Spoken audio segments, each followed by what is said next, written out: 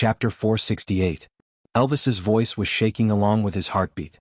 On the other hand, Gu Mingming's tantrum gradually calmed down after he repeated, "I love you." Realizing that Gu Mingming was no longer struggling and no longer trying to push him away, Elvis carefully loosened the distance between them. Looking at Gu Mingming, who was dripping with tears, Elvis became even more flustered. Kissing her tears, Elvis's heart ached terribly. "Don't cry, don't cry. I don't know what to do when you cry.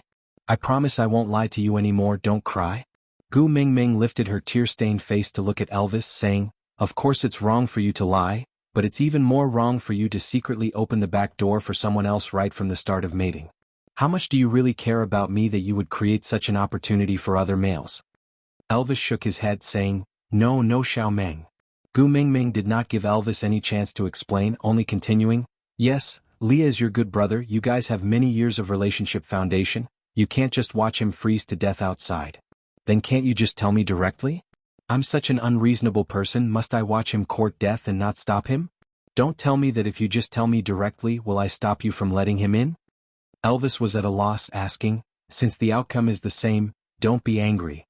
Gu Mingming howled, "How can calling your brother into the cave to hide from the wind and me calling my ex-boyfriend home while my husband is unconscious be the same?" Elvis shook his head at Gu Mingming's howl, saying, "It's not the same, it's not the same." Gu Mingming sniffled, wiping her tears, saying, "Anyway, you don't love me that much, I'll leave with my son once we return to Saint Nazaire. Since you like Leah so much, you can continue living with him."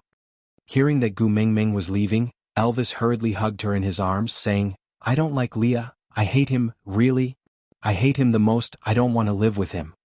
Gu Mingming did not say a word, only turning her head to one side. Elvis also turned his head, looking at Gu Mingming's little face, saying, "I wish it were just the two of us living in the cave for the rest of our lives with no outsiders. But I'm just worried that you'll get tired of looking at me every day." Gu Mingming glared at him. "You're making a false accusation?" Elvis shook his head. I don't dare. How would I dare to hit you? I'm just worried." Elvis was halfway through his sentence when he stopped under Gu Mingming's glare. He corrected himself and said, "Do you really not like Leah?" Gu Mingming lowered her head and remained silent for a moment. Then she replied gloomily, "Maybe. I still like him from the bottom of my heart. That was why I allowed him to pester me with all sorts of excuses. If I wanted to avoid him, I could definitely avoid him. But I indulged him. He was right, in fact, I quite enjoyed being surrounded by him in every possible way. I rejected him and refused to give him a response, but at the same time I accepted his kindness. This is very selfish, the behavior of a scumbag."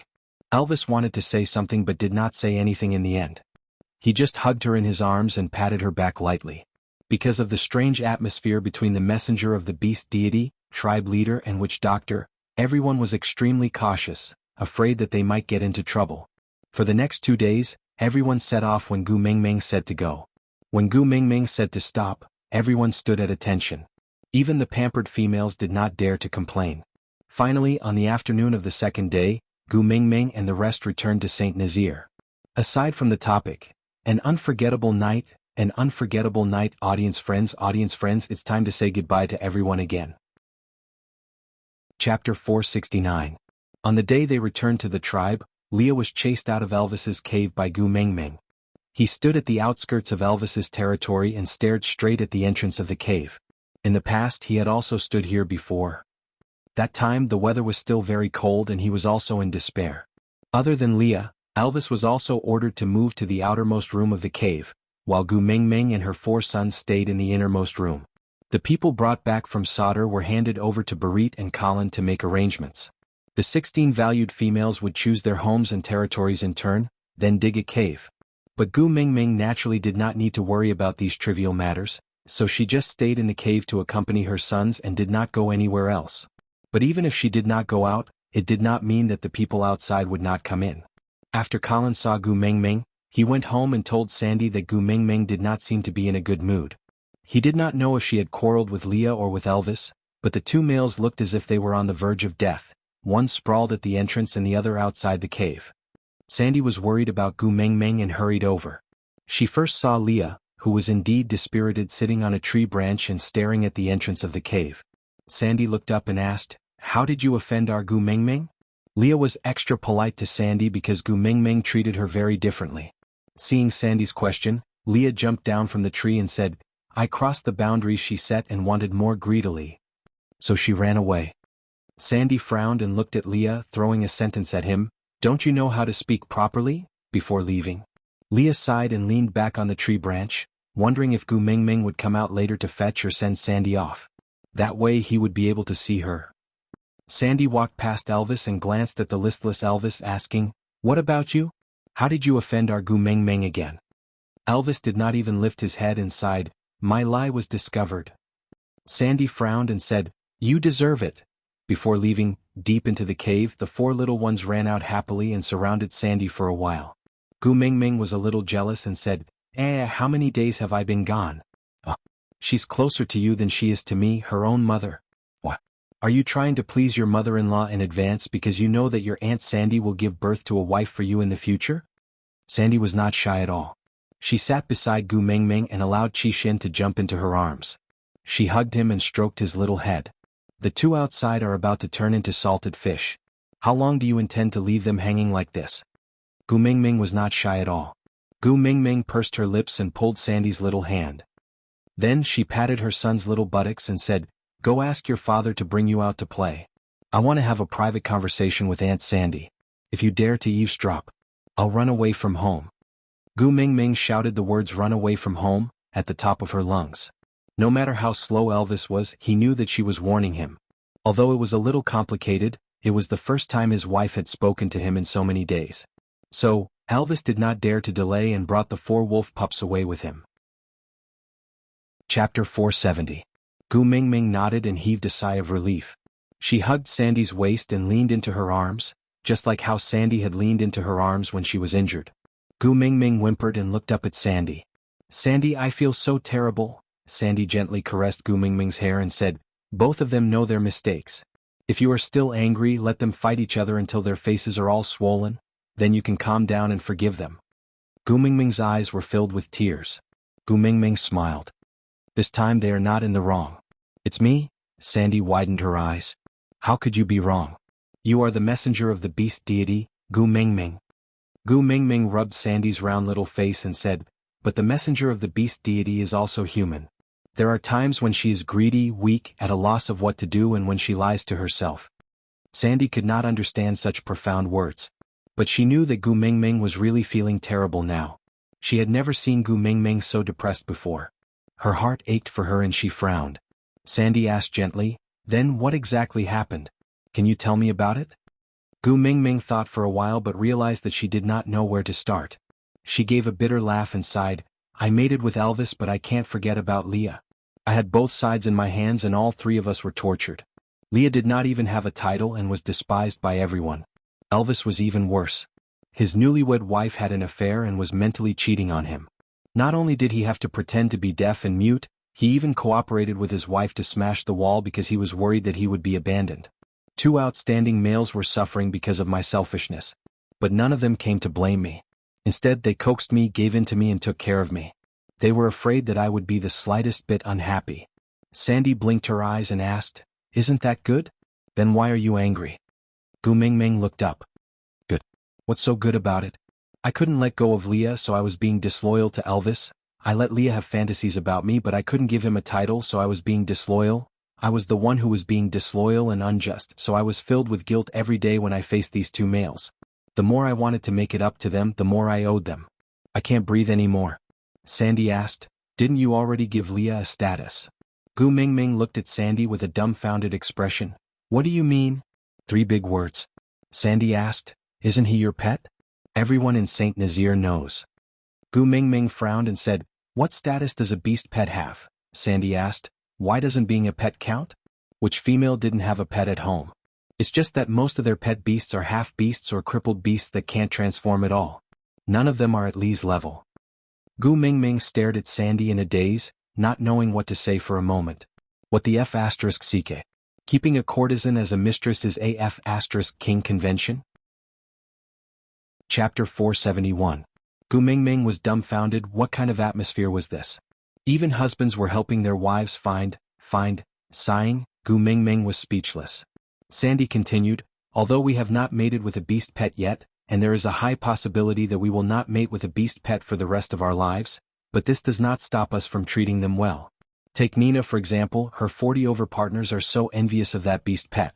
At least when she goes out, that beast pet would definitely be by her side. It is not an exaggeration to say that Nina treats that beast pet better than all her partners.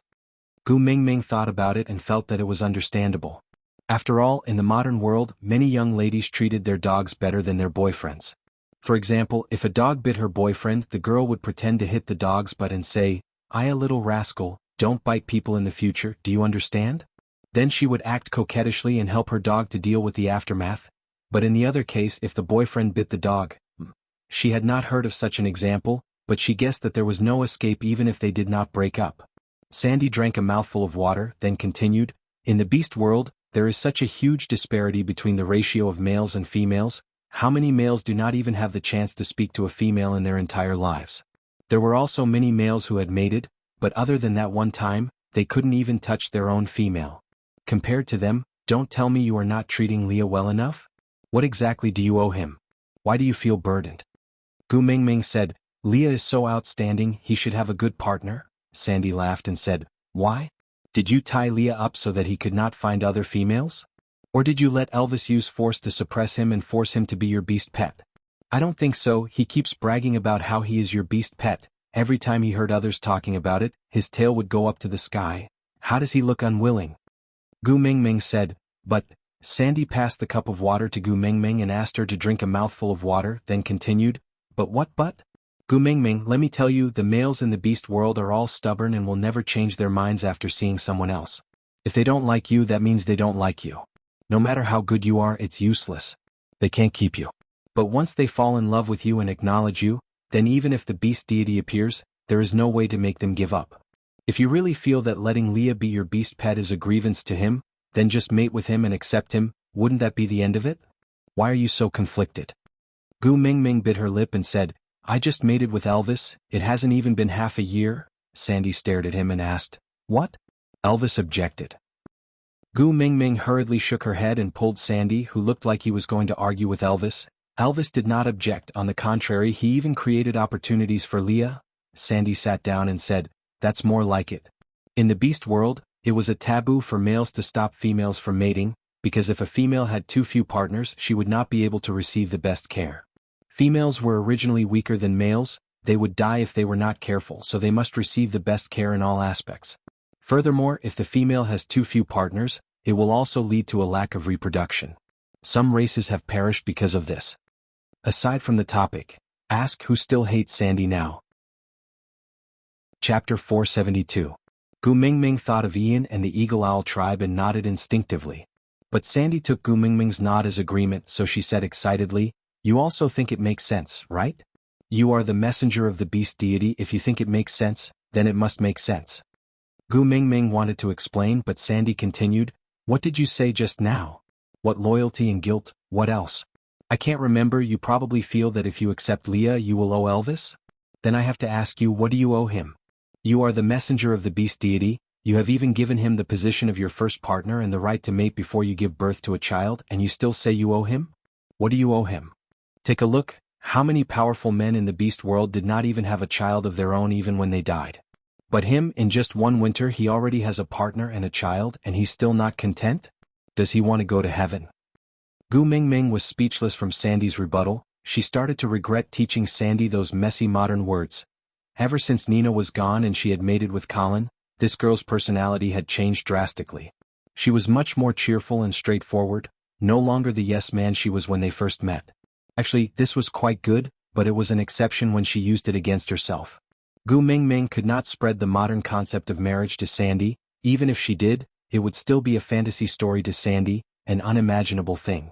The ratio of males to females in the beast world meant that the modern concept of marriage would be conserved, but as a modern person she would still be sensitive to it if she wanted to adapt to it. Seeing that Gu Mingming did not say anything, Sandy kept her anger in and continued, "You don't owe Leah anything. He treats you of his own free will, you allowed him to treat you well, that's a great gift from the heavens. Why don't you look outside? The number of people queuing up to treat you can form a line from St. Nazaire all the way to Sauter. But other than Leah, who else have you given a chance to? But let me tell you, although no one knows what Leah had experienced in the past, I can tell that before he met you, Leah seemed seemed to be using an extreme cruelty to squander his life, cruel to others and even more cruel to himself. Gu Mingming remained silent. What exactly did Leah go through? She had only heard Elvis talk about it. Leah had avoided the important parts and talked about the trivial, so that she could piece together a vague outline. But as for the details, unless Leah was willing to tell her, no one else would know what he had gone through. Sandy drank a mouthful of water and continued, "But ever since he met you, he has become a different person. No, it should be said that the Leah of the past had always lived in the night, and you were like the sun, lighting up his world and granting him a new life." "Do you know when was the first time I saw Leah smile?" Meng asked. "When?" Chapter 473. Sandy paused for a while before continuing, "Actually, it's not up to me to decide who you want to mate with. But I feel that you are the happiest when Leah and Elvis are by your side. I want you to be happy forever. You won't blame me for talking too much, right?" Gu Mingming shook her head and leaned into Sandy's arms, saying, "You are my best friend, of course you have the right to express your opinion on my matters, because I know, you are the person who treats me the best in this world." Sandy blushed and said shyly, "That's not it, Elvis and Leah also treat you very well." Gu Mingming sighed, "Elvis is my husband and the father of my child, it's only right for him to treat me well. But Leah, it's precisely because he treats me so well that I can't build my happiness on his pain and torment. That's too cruel." Sandy held Gu Mingming's little face and stared straight at her with her round eyes, saying seriously, "Do you know what's the most cruel thing you've done?" Gu Mingming was momentarily stunned and shook her head in confusion. Sandy said, "Do you still remember when you fell into the lake last year? That day, Leah suddenly came to my house and asked me to cook a pot of watermelon for you. I was still angry at him and couldn't care less about being afraid of him, so I used the wooden stick to hit him, wanting to chase him away. He hit me a few times harshly but stood there in a daze, not moving an inch. If it wasn't for Bode stopping me, I might have accidentally killed him that day." Gu Mingming was extremely surprised. This Sandy really dared to do anything for her. The first time she resisted Nina, it seemed like it was because Nina was bad-mouthing her behind her back. Leah was clearly someone she was so scared of that she wanted to take a detour, but she actually dared to fight him for her, Sandy recalled as she continued. "I was so angry then I asked him to scram. I told him to stop pretending to be kind in front of me. If he really cared about you so much, he should have cooked it himself and sent it to you." Guess what he said? Gu Mingming thought about it, but could not imagine how Leah would have replied at that time. Sandy said, "He said that he didn't even have the right to cry for you, not to mention preparing food for you. I didn't understand what was going on at that time. Later on, I heard from Colin that you sang a song for Leah and the lyrics seemed to have a line like, 'I have already lost the right to cry for you.'" Gu Mingming lowered her eyelids and muttered, "It's 'I have lost the right to cry for you.'" Sandy, yes, that's the sentence. You don't even know, when Leah said those words, his entire being was like a ghost. I even suspected that I could directly pass through his body. There was no life at all at that time, it was deathly still. Gu Mingming forced a smile and said, "Didn't you use a stick to hit him? The stick didn't even miss, so how could you pass through?" Sandy blushed and said, "Aya, it's just a metaphor. Think about it, how frightening Leah looked in the past. If he was still exuding a fearsome aura like before, how would I dare to hit him? That day he didn't even have that frightening aura, it was as if he was made out of snow, soulless, yes, soulless." Gu Mingming's heart twitched. So at that time she was not the only one who was dealing with emotional wounds. Leah, that hurtful person, did not have a good time either. Chapter 474. Gu Mingming's lips curled up when she recalled Lee's expression that day. Sandy suddenly sighed and said, "But just now. When I looked at Leah he looked like he was half dead and actually said some incomprehensible words, something like, 'I crossed the boundary so you ran away.'" Gu Mingming pursed her lips and did not say a word. She remembered that Leah had said those words to her on the way back from Sauter. But she could not bear the responsibility, so she backed off. Sandy said carefully, "I am especially grateful to you for matchmaking me with Colin. Because I am very, very blissful now. But I hope that you are also blissful. Leah is a good male. Even if you don't want to mate with him now, don't chase him away. Without you he really can't live on." Gu Mingming bit her lips and said, "But Elvis?" Sandy sighed and said, "You know about Elvis and Lee's duel, right?" Gu Mingming nodded. Elvis had already told her about this during the winter. Sandy continued, "Colin told me that he accidentally overheard a conversation between Elvis and Leah. Elvis said that he seemed to be a thief who stole Lee's happiness. In the beast world, snatching is not shameful but stealing is. I guess that Elvis kept creating opportunities for Leah because of this reason. If you accept Leah, then Elvis will only get one more position as the first partner than Leah. To both of them, it's the same no matter who takes this position. But if you reject Leah, it's fine if Leah can find a better female to mate with. But do you think that this possibility exists? Gu Mingming wanted to say something, but Sandy did not give her a chance. She answered her own question directly, "Not possible." Gu Mingming almost bit her own tongue. Seeing that Sandy had no intention of letting her interrupt, she just obediently listened to Sandy. Sandy said, "Then there is only one possibility left. Leah had nothing left to live for because of you and passed away in the end. But what about Elvis? He has to feel guilty for the rest of his life because this happiness originally belonged to Leah. He stole Lee's female, stole Lee's life, stole Lee's life." Gu Mingming wanted to say that this was not the way to use vanishing beauty. But looking at Sandy's furious expression, Gu Mingming did not dare to interrupt her. She just nodded obediently, indicating that she understood. Hearing Gu Mingming's reply, Sandy nodded in satisfaction. So, no matter from Lee's or Elvis's point of view, keeping Leah is the best choice for them. Whether you want a mate or not, it's up to you. Don't feel pressured just because Leah treats you well, as if you owe him something if you don't mate with him. Please, it's natural for a male to treat a female well. If you have to mate with someone who treats you well, how many partners would you have? Let me tell you, there is no such rule in the beast world. Mating depends on the female's mood, it has nothing to do with anything else. If Lil Miss is happy, you can wash me clean and lie down. If Lil Miss is not happy, there is no use even if you lie flat. Gu Mingming's face was filled with horror as she thought to herself, "Darling Sandy, can't you be more tactful with your words? I'm still a baby." Chapter 475. You value your lover over your friends. Gu Mingming accused. Sandy turned back to look at Gu Mingming, then nodded seriously as if admitting to this accusation. Gu Mingming said, "I have nothing to say now that you admitted it so calmly." Sandy blushed shyly and said, "When you went to participate in the beauty pageant, you left the 4 cubs with me. In order to take care of them, I have neglected Bode and Colin for a long time. I promise to make it up to them once you return. I will go back first, they are all waiting for me." Gu Mingming. Sandy twisted her body and trotted out.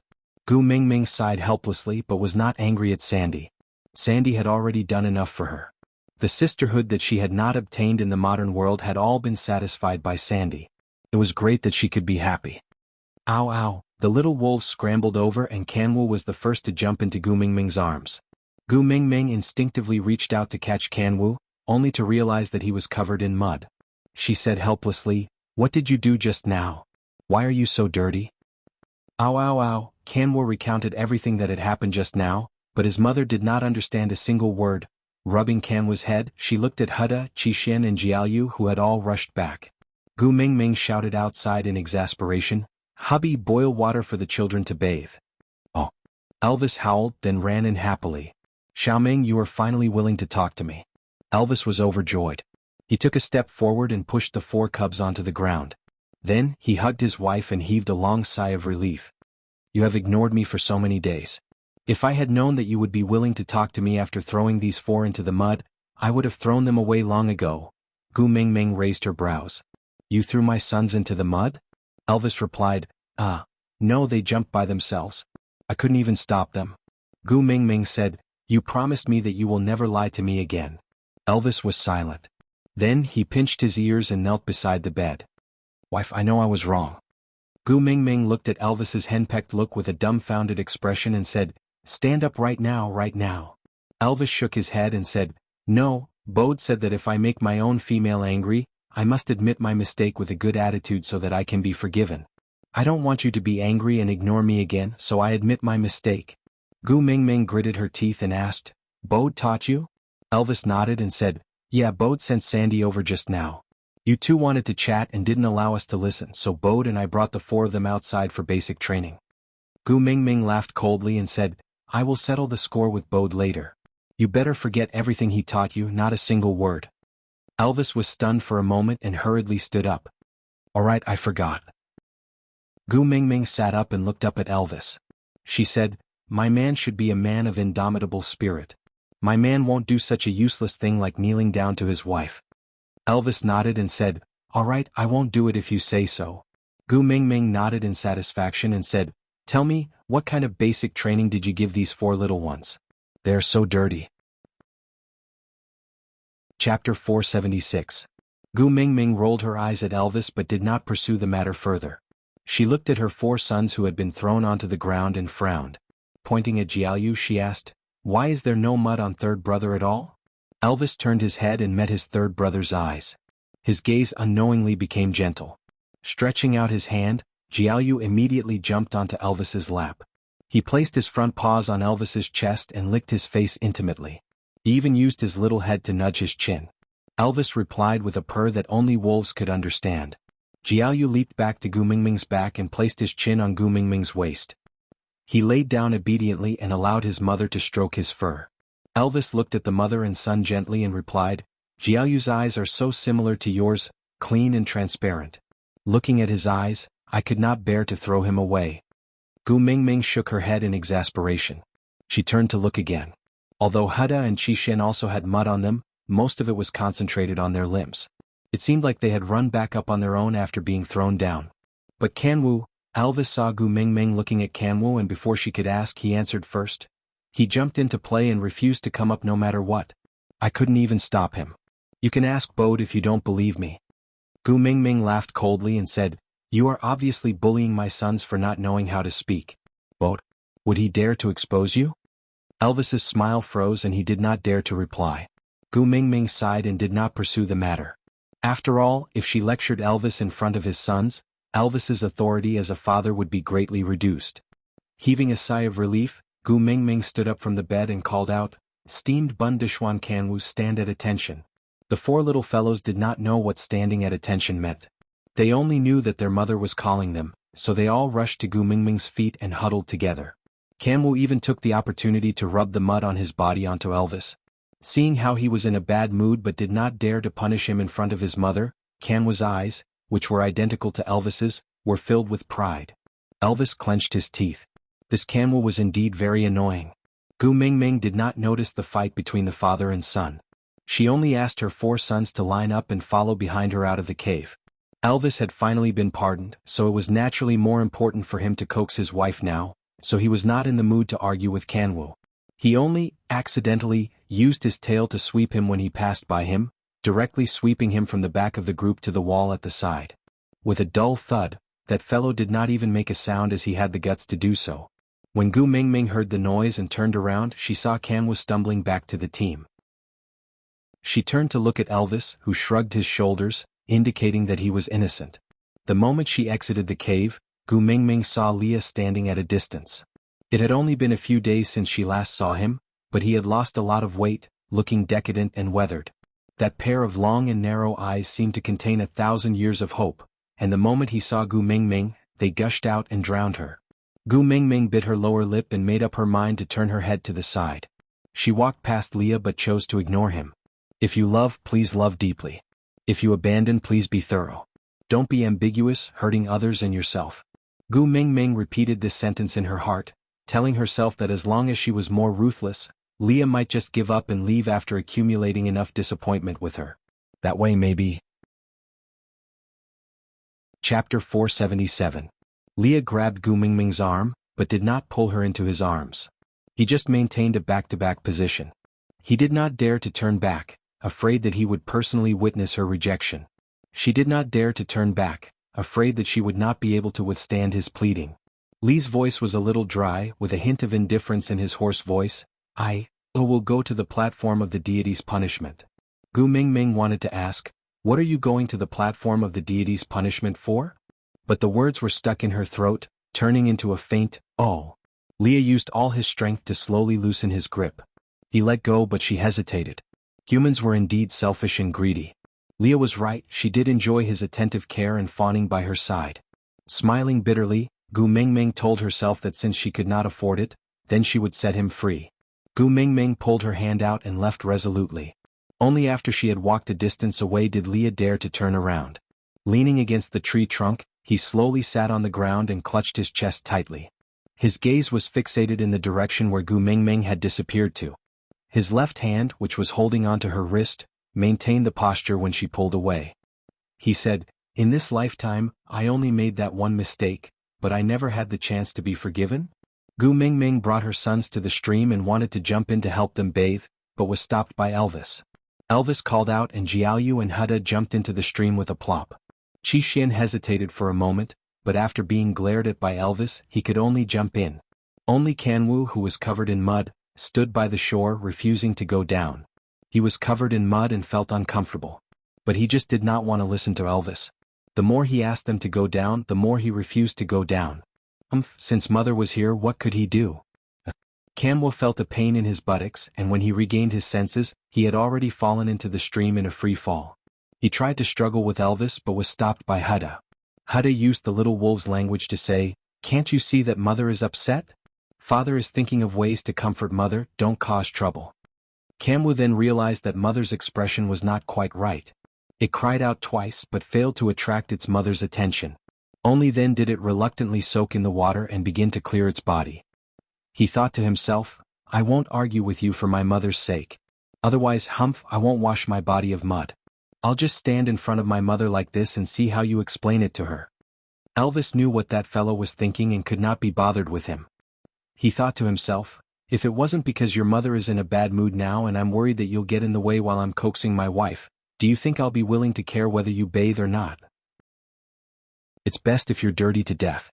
When my wife hates you, I'll immediately kick you out." The father and son who hated each other didn't give each other any face, but for the sake of a woman who was very important to them, they temporarily reached a tacit understanding not to cause trouble for each other. Elvis hugged Gu Mingming and let her sit in his arms. He held her hand gently and asked, "Are you really not going to forgive Leah?" Gu Mingming shook her head and said, "He is not the one at fault, he does not need my forgiveness." Elvis, "Not him?" Gu Mingming, "Yes, not him, it's me." Elvis sighed and asked, "Because you can't mate with him?" Gu Mingming nodded. Elvis, "Xiaoming, what exactly are you worried about?" "If it's because of me." Gu Mingming shook her head and smiled bitterly, "It's not because of you, it's because I can't get over the hurdle in my heart." Aside from the topic, calm down, everyone calm down. Didn't I give you all the procedures previously? It's almost done, the darkness before dawn is the darkest. Chapter 478. Gu Mingming leaned into Elvis's arms and quietly watched her 4 sons bathe in the water. However, her thoughts drifted back to a long time ago. It was also in this stream that a vixen hugged her and confessed to her, "In my name I swear to the beast deity that from today onwards, only you will be my deity, my life, my everything." "Oh no!" Gu Mingming snapped back to her senses. Gu Mingming looked over and saw Oakley. Gu Mingming had not seen him for a long time and had almost forgotten about him. "What is it? Speak slowly." Oakley's character was similar to Lee's. He would not usually be this anxious, but the more anxious he was, the more he had to speak slowly. Otherwise he would definitely be stuck and unable to speak. Oakley was so anxious that he kept stomping his feet. He paced 2 to 3 rounds on the spot before catching his breath. Leah has gone up the platform of the deity's punishment and wants to burn himself to apologize to the beast deity. Gu Mingming was stunned, and before she could think, she had already started running towards the platform of the deity's punishment. Elvis transformed into a beast and grabbed onto Gu Mingming's dress with his mouth, flinging her onto his back. Gu Mingming did not struggle. In terms of speed, there was no way she could beat Elvis. In just a few breaths' time, Elvis had already reached the bottom of the platform of the deity's punishment. His 4th-level beast's full speed was comparable to a high-speed rail, and his instantaneous burst of speed showed that he was also very worried about Leah. When Gu Mingming arrived, she saw a small bonfire burning in front of Leah. Leah was adding firewood inside as if he wanted to make the fire burn even bigger. Under the platform of the deity's punishment, there were a few people lying in a disorderly manner. At a glance, he saw Barit, Colin and a few other familiar faces, but he couldn't recall their names. The injuries on their bodies were not fatal, but they were enough to prevent them from standing up and obstructing him. "Leah, what are you doing?" Gu Mingming shouted as she walked towards the platform of the deity's punishment. Lee's body stiffened, but he did not turn back. He only said quietly, "You don't even want me anymore, why are you still here?" Gu Mingming said, "You don't want to live because of a woman? What about your ambition when you founded Saint Nazir? Don't want it anymore? Where is your determination to defend Saint Nazir? You don't want it anymore? What about vengeance against those who have wronged you? You gave up too?" Lee's hand paused in the act of adding more firewood, but he still threw a piece of firewood into the small fire pit. If destroying these things you mentioned can allow me to go back in time and return to the day when Elvis and I dueled, then I am willing to slaughter the entire Saint Nazir with my own hands and go back to that time. I would rather let Elvis kill me than let go of your hand at that time and cause today's irreversible situation. Leah glanced sideways at Gu Mengmeng. That pair of long and narrow eyes no longer had any trace of affection, only emptiness and despair was left. He said, "What a pity we can't go back, isn't it? You will never forgive me. No matter what I do, how I beg, how I repent, you will never give me another chance. I don't even dare to dream of mating anymore. I just want to be a pet beast that can hug you, but you still want to push me far away. Meng Meng, if you really don't even have a place for me by your side, then don't save me. In a world without you, living is the greatest torture." Gu Mingming clenched her fists tightly and her lips turned pale. Principles or Leah, which was more important? The main point of all these was that she could not break through her own principles. She was greedy but refused to admit it. Chapter 479. Leah was taken aback and smiled sadly. "All I want is to have a place by your side to be able to protect you. That's enough." Gu Mingming turned around and looked at Elvis. "Hubby, I want to keep a vixen at home, can I? I promise I won't mate with him. I promise that my love for you will not diminish. Can you accept having one more member in the family?" Elvis went forward and hugged Gu Mingming lightly. "I've accepted him long ago, have you forgotten?" Gu Mingming pounced into Elvis's arms and mumbled softly, "Hubby, I'm sorry, I'm still a fickle woman." "Xiaomeng, you're not." Elvis held onto Gu Mingming's shoulders and said, "There's something I've wanted to tell you for a long time. Do you still remember what Leah had said to you outside the cave? He said he can die protecting you on the battlefield, but he doesn't want to see you get hurt before he dies. My thoughts are the same. I can fight for you, I can die for you, but I don't want you to have no one to protect you after I die." Gu Mingming looked up at Elvis and said, "If I accept Leah as a member of our family, it will relieve you of your worries and allow you to die without any qualms when you meet with danger. Then I don't want him, I want you." Elvis was taken aback and said, "I didn't mean that, I just wanted to say, it's a good thing to have one more person in the family to take care of you." Gu Mingming clenched her fists tightly and didn't say a word, just staring at Elvis. Elvis hugged Gu Mingming in his arms and sighed, "I won't die so easily, you know how much I can't bear to leave you. Don't worry, don't be afraid, I won't give up the position of the first partner to anyone." Gu Mingming said, "You promise?" Elvis said, "I swear to the beast deity I will never leave you." Gu Mingming was satisfied and lowered her head. Elvis held onto Gu Mingming's shoulders and turned her around, then carried her up the platform of the deity's punishment. He pushed her lightly and said, "Go, if you don't go, Leah will really jump into the fire." Gu Mingming turned back to look at Elvis, full of guilt. But she still took a small step forward and extended her hand towards Leah. "Leah, I'm here to bring you home." Lee's expression was blank as if he could not believe his own ears. "You forgive me?" Gu Mingming shook her head and said, "Between us, you are not the one at fault. I was the one who couldn't adapt to the rules here. I tortured myself, you and Elvis. My greatest concession is to let you become a member of my family, to give you love and care, to worship and rely on you, but I will not mate with you and I will not give birth to any offspring for you. The title of beast pet may become a lifetime of shame for you. Even so, are you still willing to stay with a selfish female like me?" Leah smiled. He staggered up and pulled Gu Mingming into his arms.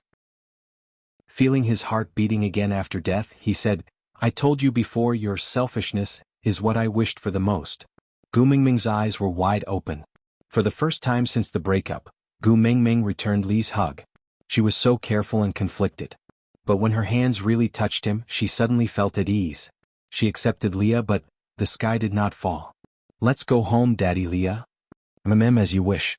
"Digression, are you happy? Aren't you going to say that you love me?" Chapter 480. Back in the cave, Leah was still unwilling to let go of Gu Mingming's hand. These few days he had been suffering terribly. He had been living in the fear of being heartbroken. The despair of losing her the last time he was heartbroken was constantly enveloping him. Every little bit of sweetness he had after staying in the cave during winter had been magnified multiple times, becoming an accomplice to torment him. The loneliness after tasting warmth was the most bitter. Gu Mingming held Elvis's hand on her left and Lee's right. She stood at the entrance of the cave but could not return home. The cave was only so big 3 people could not fit in side by side. "Why don't the two of you go in hand?" Gu Mingming asked sincerely. Elvis and Leah exchanged glances. They each raised the hand that was not holding Gu Mingming's hand and punched at the two sides of the cave entrance. Yeah, Erlai's construction team, specializing in expanding all kinds of cave entrances. One punch to settle it, providing convenient services for your family of three. Gu Mingming smiled awkwardly as she maintained the posture of the three of them holding hands into the cave. But honestly speaking, it felt weird. Felt like Daddy and Mummy were bringing you to the supermarket. Damn it, Gu Mingming once again felt the malice from the height. Gu Mingming looked at the cave and felt that something was missing. After thinking for a long time, she was suddenly shocked. She turned to Elvis and asked, "Where are Hutter and the rest?" Elvis was also taken aback and said, "Ah, they seem to be still soaking in the water." Gu Mingming glared at him and Elvis immediately said, "Don't be angry, don't be angry. I will go get the four of them now." With that, Elvis hurriedly ran out of the cave. After Elvis left, there was only Gu Mingming and Leah left in the cave. The atmosphere was a little awkward. Gu Mingming pulled her hand away from Lee's grasp. Not only did Leah not let go, he even wrapped his arms around Gu Mingming's waist and asked, "Are you regretting taking me in?" Gu Mingming shook her head and said, "I never really let you go. I was greedy on one side, but I did not dare to admit it at the same time. That's why I ended up like this today. If we had known this would happen, we might as well have admitted our selfishness and greed from the very beginning. Whoever wants to scold us can scold us all they want. At least the three of us wouldn't have to suffer so much." Leah placed Gu Mingming on the bed and let her sit properly. He laid on his side and used Gu Mingming's thighs as a pillow. His furry big tail brushed against Gu Mingming's waist. He said, "I know you're lying to me, but I still feel happy after hearing it. Mingming, this time lie to me for the rest of my life, alright?" Gu Mingming gently caressed Lee's hair. The texture of his silver-white hair was really good, as smooth as silk. Gu Mingming twirled a strand of hair around her fingertip and said, "When did I lie to you? I'm obviously telling the truth, okay?" Leah said, "If you really have me in your heart, why would you be so cruel to me? Once I confirmed that you and Elvis had mated, I immediately came back to look for you. I knew that you were angry at my scheming, so you would definitely be punished, but I didn't expect that you would directly cut me off from your heart. You clearly knew that the matter between Nina and me was fake, yet you kept saying that I was someone else's male, which made my heart ache." Gu Mingming poked Lee's head and said, "Why didn't you mention that when you were poking me at Nina's house? I was so upset that I didn't want to live, but I didn't see you feeling sorry for me." Chapter 481. Then why did you stop me from hitting Nina? Gu Mingming was still very angry when she thought of this. Leah looked at Gu Mingming with an aggrieved look and said, "I was afraid that you would dirty your hands and I was worried that your hands would hurt." Gu Mingming replied, "That would definitely not hurt as much as you pinching my wrist." Leah looked down and said, "I also know that you would definitely feel a lot of pain when I pinched your wrist. That is my punishment to myself. When you are in pain, I am in even more pain." With that, Leah placed Gu Mingming's little hand on his chest and said, "Here, it hurts 1,000 times more." Gu Mingming looked into Lee's eyes. The deep love had never faded and it was even more intense than before. "You were the one who abandoned me, but now you're saying it as if I let you down." Gu Mingming mumbled unhappily. Leah said, "If you weren't uncomfortable and were willing to accept both me and Elvis as your partners, I wouldn't have to do so many things." Gu Mingming said, "Now it's my fault?" Leah flipped over and sat up, hugging Gu Mingming from his body. He felt the complete feeling of using her body heat to fill his embrace and said, "It's not considered letting me down, but you owe me happiness. At that time, you said that I was your ex-boyfriend and asked me to maintain my demeanor and not disturb your life. Heartless Gu Mingming, do you know that your heartless words almost caused me to suffocate and die in front of you? You even said that you don't want things that have been touched by others."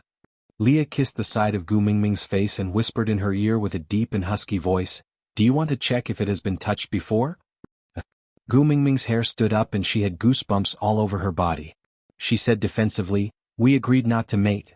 But Leah looked at Gu Mingming with a "your thoughts are so dirty" expression and said, "Who said I want to mate? I just want you to check if your beast pet is clean." No need to check. I believe you." Gu Mingming blushed and wanted to retract her hand. But Leah did not give in. He placed his large hand over Gu Mingming's small hand, then slowly moved down from his chest. He removed his beast skin dress and said, "It's better to check clearly in case you use words like, someone else's male, or, something that someone else has touched, to poke my sore spot in the future." Gu Mingming knew that she should not look at indecent things, but she could not shift her eyes away. Lee's body was a size smaller than Elvis's. He looked more enchanting and otherworldly, but his flirtatious aura was so fresh and refined. The lines of his muscles were smooth, without a trace of excess fat or extra muscle. His whole body looked very comfortable. Gu Mingming really did not have the courage to explore some special parts. She turned her face to the side and said, "Hurry and wear your beast skin dress properly or else I will fall out with you." But Leah did not care. He exerted force in his arms and Gu Mingming fell into his arms. Leah laid on his back and Gu Mingming laid on his chest like a little puppy. She propped her hands up slightly and looked at Leah, who was smiling ambiguously. His thin red lips opened slightly and his voice was as smooth as a seductive love song. "Pleasing your own female is every male's priority. As a beast pet I should spare no effort, shouldn't I? Or, after you enjoyed Elvis, my body is no longer enough?" Chapter 482. Leah tugged on Gu Mingming's collar lightly, his slender and bony fingers gently caressed Elvis's mark. "The evidence is right here, do you still want to deny it?" "Mm-mm." Gu Mingming tugged at her own collar. "Enjoy my ass. Hurry and wear your beast skin dress properly or I'm leaving." Leah flipped over, pressing Gu Mingming on top of him, looking down at her blushing face, kissing her lightly. "So good? You still blush because of me? Whoever stands naked in front of me, I will blush." Gu Mingming roared without much confidence. Leah was a little disappointed, rubbing his chin. "Oraton also transformed in front of you previously, but I didn't see you blush." Gu Mingming said, "He didn't press down on me." Lee's large tail covered the two of them like a blanket. He leaned down and kissed the side of her face, murmuring softly, "Guess why Elvis went out?" "Gu Mingming, to find our sons." Leah suddenly laughed. "When we were not at home, those four little rascals ran around the tribe. Which part of us are not familiar with each other? Using him to find?" Gu Mingming was taken aback, not saying a word. "Leah, he's making space for us, he wants me to serve you properly." Gu Mingming slapped the side of the bed. "I said I won't mate." Leah flipped over and laid on his side beside Gu Mingming, his furry tail covering the important parts. He patted Gu Mingming's arm lightly with his slender hands and pinched her soft little flesh. "I know. To be able to hug you like this, kiss you, talk to you properly and tell you how much I love you without you avoiding me, rejecting me or getting angry. I'm already very happy and very satisfied." Gu Mingming's expression changed. Gu Mingming glanced sideways at Leah, asking, "You're not angry? Letting you become a beast pet but not willing to mate with you." Leah pulled Gu Mingming's little hand to his lips, kissing it. "No matter what you do to me, I won't be angry." Gu Mingming admitted that she was selfish. And Lee's tolerance and even indulgence made her feel sweet. She burrowed deeper into Lee's arms and pressed her forehead against his chest. "You're still saying you won't be angry? Who was the one who was so angry that he wanted to turn himself into a barbecue?" Leah rubbed Gu Mingming's little head gently, enjoying the fact that she was taking the initiative to approach him. He said gently, "I'm not angry, I just want to know, how much do I have to do for you to ignore me out of heartache?" Gu Mingming looked up and asked, "What if I didn't come?" Leah lowered his head and kissed her eyes. "That proves that you really don't want me anymore. Then death is a release for me." Gu Mingming hugged Lee's waist and pressed her face against his chest. "You promised me that you would never do anything to hurt yourself." Leah hugged Gu Mingming tightly and said, "That's because your heart will ache if I hurt myself." Gu Mingming said, "My heart will always ache, so you are not allowed to do such things again." "Leah, Mingming, I really belong to you, right?" Gu Mingming looked up at Leah, smiling as she nodded her head. "Leah, in my life I have never really owned anything and I have never been owned by anyone. Mingming, thank you for letting me become yours." Gu Mingming, silly. Chapter 483. The next night, Saint Nazir held a grand bonfire party. After Gu Mingming explained the plan, Leah understood and went to arrange it. Gu Mingming was playing rattan ball with her four sons not far from the venue. She was so crazy that her forehead was covered in sweat, but she was enjoying it. After being pounced on by Kanwu again, Elvis was finally infuriated. He came up and flung Kanwu far away, then carried Gu Mingming with one hand. Looking at Kanwu, who was spinning in midair and landing perfectly without any embarrassment, Elvis sneered, "If you pounce on my wife on the ground again, I will strangle you to death." Gu Mingming patted the dirt off her body. "It's fine, the kids are still young and don't know how to control their strength. He didn't do it on purpose, don't be angry." Elvis pointed at Kanwu. He is already at the height of your thigh. If he keeps pouncing on you, you will get hurt. Gu Mingming did not realize it if Elvis did not mention it. Now that he mentioned it, she took a closer look at her 4 sons. Although the other 3 were not as exaggerated as Kanwu, they were at least the size of an adult husky. What to do? So proud. My sons are tall, Gu Mingming laughed. My babies, what did your Aunt Sandy feed you when I was not at home? How did you grow so well? Ow ow ow, the 4 little fellows fought to be the first to answer. Then, Gu Mingming still did not understand. Turning her head, Gu Mingming looked at Elvis, waiting for him to translate. But Elvis sneered. Born as a wolf, but eating female food and being fed by humans. How dare you say that? The little fellows were obviously not happy with Elvis's words and were arguing with him. Gu Mingming immediately tried to smooth things over. What did Sandy feed them? Elvis laughed in disdain. Bode and Colin were afraid that your sons would be wronged, so they prepared food according to Sandy's. In the end, Sandy was afraid that they would not have enough to eat, so she asked Colin and the rest to carry them and feed them one more time every day. Gu Mingming laughed. Haha, it seems like it's true that a mother-in-law dotes on her son-in-law. Elvis raised his brow. You really want the 4 of them to mate with Sandy's children? Gu Mingming nodded. Yeah, what? You object? Elvis shook his head. Why would I object to what you said? It's just that. Sandy has been an adult for a long time now, but her stomach hasn't responded. Gu Mingming patted Elvis and said with a serious expression, Don't expose other shortcomings. If Sandy hears this, she will be sad. Elvis did not continue speaking. Seeing Leah walking back, he placed Gu Mingming on the ground. The moment Gu Mingming sat on the ground, the 4 meat buns rushed over and gathered around her.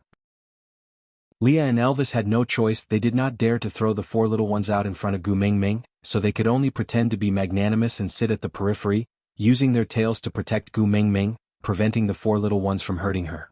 As Gu Mingming played with her 4 sons, she said to Leah, I want to sit next to Sandy and Mandy at the night campfire later. Leah frowned.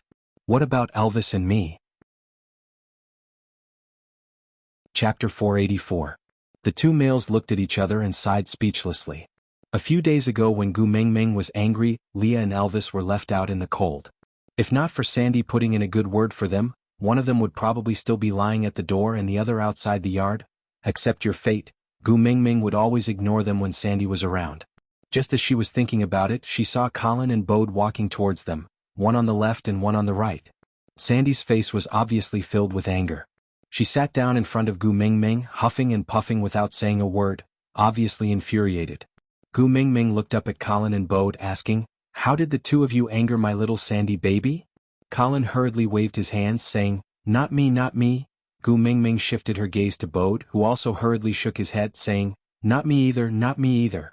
Gu Mingming smiled, The 2 of you wouldn't dare to anger my little Sandy baby. With that, Gu Mingming held Sandy's little hand, saying, Although you look very beautiful when you are angry, I like you more when you are happy. Tell me who angered you. Sandy could never stay angry with Gu Mingming for long, so upon hearing her words she could not help but feel a little shy, saying, You are always spouting nonsense, always coaxing me, not a single word of truth. Gu Mingming widened her beautiful eyes, pointing to the sky, and swore, If I lie to you, may the heavens strike me with lightning. Sandy went forward to cover Gu Mingming's mouth, saying, Don't swear so recklessly, what if it comes true? Gu Mingming retracted her finger and held Sandy's little hand. She pulled her hand away from her mouth and held it in her hand. She nudged Sandy's shoulder lightly and said, Are you worried that I will be struck by lightning? Your heart is aching? Sandy was finally tickled by Gu Mingming's nonchalant look. She poked Gu Mingming's brows in exasperation, saying, The children are watching, you are also not being serious. Gu Mingming saw that Sandy's mood had improved, so she stopped fooling around, saying, Tell me who exactly angered you. Look at how angry you were just now, you were about to emit smoke. Sandy was still angry at the mention of this matter. It's that Ellie. Gu Mingming squinted her eyes. Ellie? That snake half-beast female? Sandy nodded and said with righteous indignation, She came to find me today because we're both females of the same tribe and we're both half-beasts. She felt inferior in front of others, so it was normal for her to come to me. So, I kindly invited her to have some food with us and invited her to join the bonfire party in the evening. In the end, she actually... Sandy glared fiercely at Colin. Colin innocently lowered his head and didn't say anything. Gu Mingming looked at his stance and asked, What? Does she fancy Colin? Colin hurriedly waved his hand and said, "No, no. She didn't like me. She said that I had pursued you before." Gu Mingming gave him a look of understanding and said, "He went to your place to sow discord, right?" Sandy nodded angrily and said, "His words are so weird it makes me angry." Gu Mingming patted the back of Sandy's hand and said, "What did he say? Let me hear it too." Chapter 485. Gu Mingming almost burst out laughing. She held Sandy's hand and asked, "Then what did you say?" Sandy put her hands on her waist and said, "I said if Gu Mingming really wants a bear beast as a beast pet, I will be Gu Mingming's beast pet without Colin." Gu Mingming laughed, "Ha! That's right, which bear can be as cute and beautiful as my little Sandy? If I really want to raise a bear as a beast pet, I will definitely raise you." The four males shuddered. Leah gently tugged at the corner of Gu Mingming's shirt and said, "Isn't it good to raise foxes? Bears don't have tails." Sandy was indignant upon hearing that. She turned around and transformed into her original form, revealing her furry little tail and shaking it twice. Then she transformed back into her human form and said, "Who said bears don't have tails? I do." Gu Mingming held onto Sandy's arm and straightened her neck to look at Leah, saying, "That's right, who said our Sandy doesn't have a tail? I saw it the last time. It was a very cute little furball, right Sandy?" Sandy nodded and said, "Yes, it was very cute." Leah felt a strong sense of crisis and despair. Even though she was throwing a tantrum, Gu Mingming still held onto Sandy's arm and asked, "Sandy, you don't believe what she said, right?" Sandy said, "I am not stupid. I saw Colin wooing you back then. I am not blind. Do I need an outsider like her to tell me? Moreover, if you like Colin, you should have accepted him back then. Why would you matchmake us? That Ellie has a bad heart. She wants me to quarrel with you and then make you sad. I will not fall for her trick." Gu Mingming hugged Sandy and swayed, saying, "Yeah, I know my Sandy is the best. She will not be provoked by others. But that Ellie is not simple. She is different from Nina in the past. You better stay away from her, understand?" Sandy tilted her head and asked, "What's different? Aren't they both bitches?" Yes. This was what Gu Mingming used to scold Nina, but seeing how Sandy did not even know what *tsh meant and spat out the word innocently, Gu Mingming still felt as if she had led the country's flower astray. She felt guilty as if she was luring a child to steal fast food noodles. Laughing twice he said, "There are many kinds of sluts." Nina was obviously *tsh, so he could just beat her back. But he had to be on guard against Ellie, who secretly hurt people. If she can tell you that Colin likes me today, she might tell you that I'm having an affair with Bode tomorrow. Sandy frowned and turned to look at Bode. Bode's legs were trembling. Under the gaze of the chief, witch doctor, and Sandy, he stammered, I'm innocent with the Lord Messenger. I didn't. Gu Mingming laughed and said, "Yes, of course there's nothing between me and Bode. But the person who started the rumor. It doesn't have to be me and Bode, it could be Maya and Bode. Mandy and Bode, Ellie herself and Bode, or Colin and Bode." The way Sandy looked at Bode was getting stranger and stranger. Bode had a feeling that he could not explain himself. He suddenly looked up at Gu Mingming and said, "Lord Messenger, did I, when accidentally, offend you?" Gu Mingming nodded and said, "You're not that stupid." Chapter 486. Colin also waved his hand seriously and said, I can't either. Gu Mingming placed both her hands on her knees and looked at Bode with a stiff neck. She asked, "I heard that you shared with Elvis how to admit your mistakes that day?" Bode thought for a while and said, "Yes. The mighty tribe leader said he made you angry and Sandy was coaxing you, so I taught him how to admit his mistakes." Gu Mingming asked again, "Do you usually apologize to Sandy like this at home?" Bode nodded his head seriously and said, "Not only me, males usually apologize like this at home." Gu Mingming believed that Bode would not dare to lie to her, and his gaze was too sincere.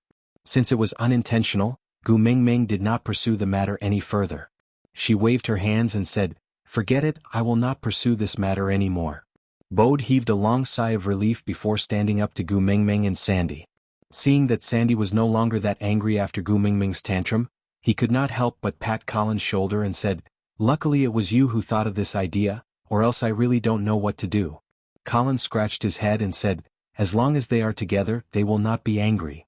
Gu Mingming looked at Sandy and Sandy looked back at Gu Mingming. Both of them smiled at the same time.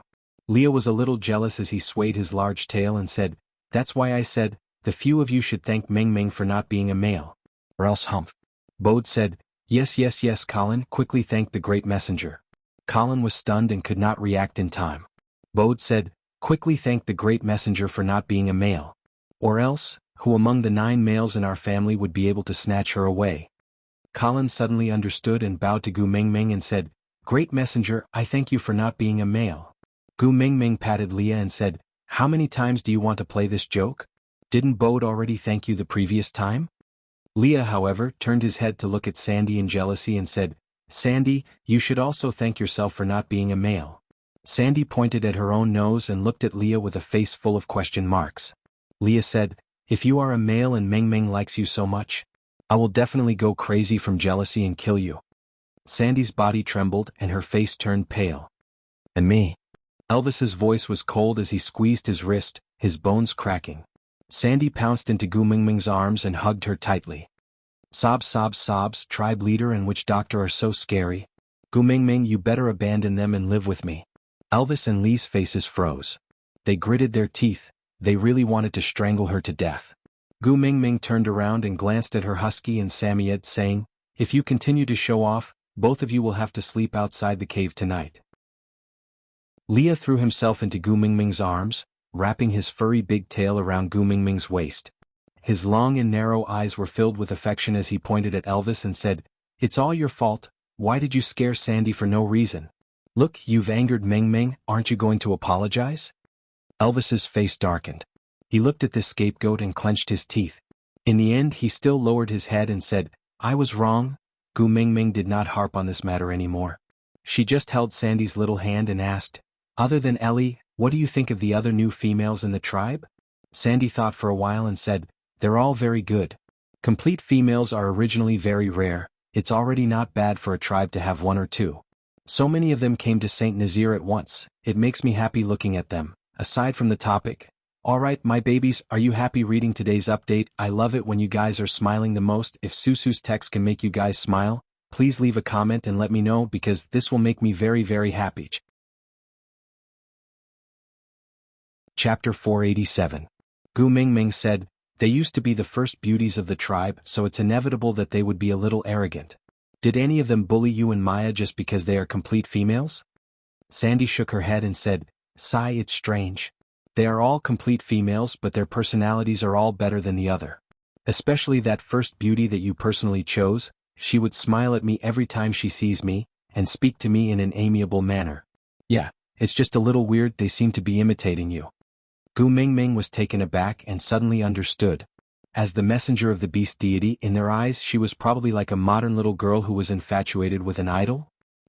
Give me a XX nose and a XXX chin. In the beast world there was no such thing as a nose and chin for sale, so she could only get a similar temperament? Alright, if the females here could learn from her, at least it would be pleasant to interact with them. Just that, how long could they last? Speaking of Mandy, Gu Mingming suddenly recalled something. She hurriedly took out a bamboo cup from her pocket and handed it to Sandy, saying, Here, this is for you. Sandy received the cup happily and smiled, saying, Isn't this the cup you gave to the first beauty? I have one too. Gu Mingming hooked Sandy's little face and said, In my eyes, you are the first beauty, no one can be compared to you. Before Gu Mingming could finish her sentence, she felt a tightness around her waist and was carried up by Leah. Without any communication, he and Elvis sandwiched her in the middle and walked towards the main venue of the night campfire party. As they walked, they said, The decorations at the venue are almost done, you have to come over and see where to place that thing from the previous time. Colin also carried Sandy up in a tacit understanding and walked back with Bode.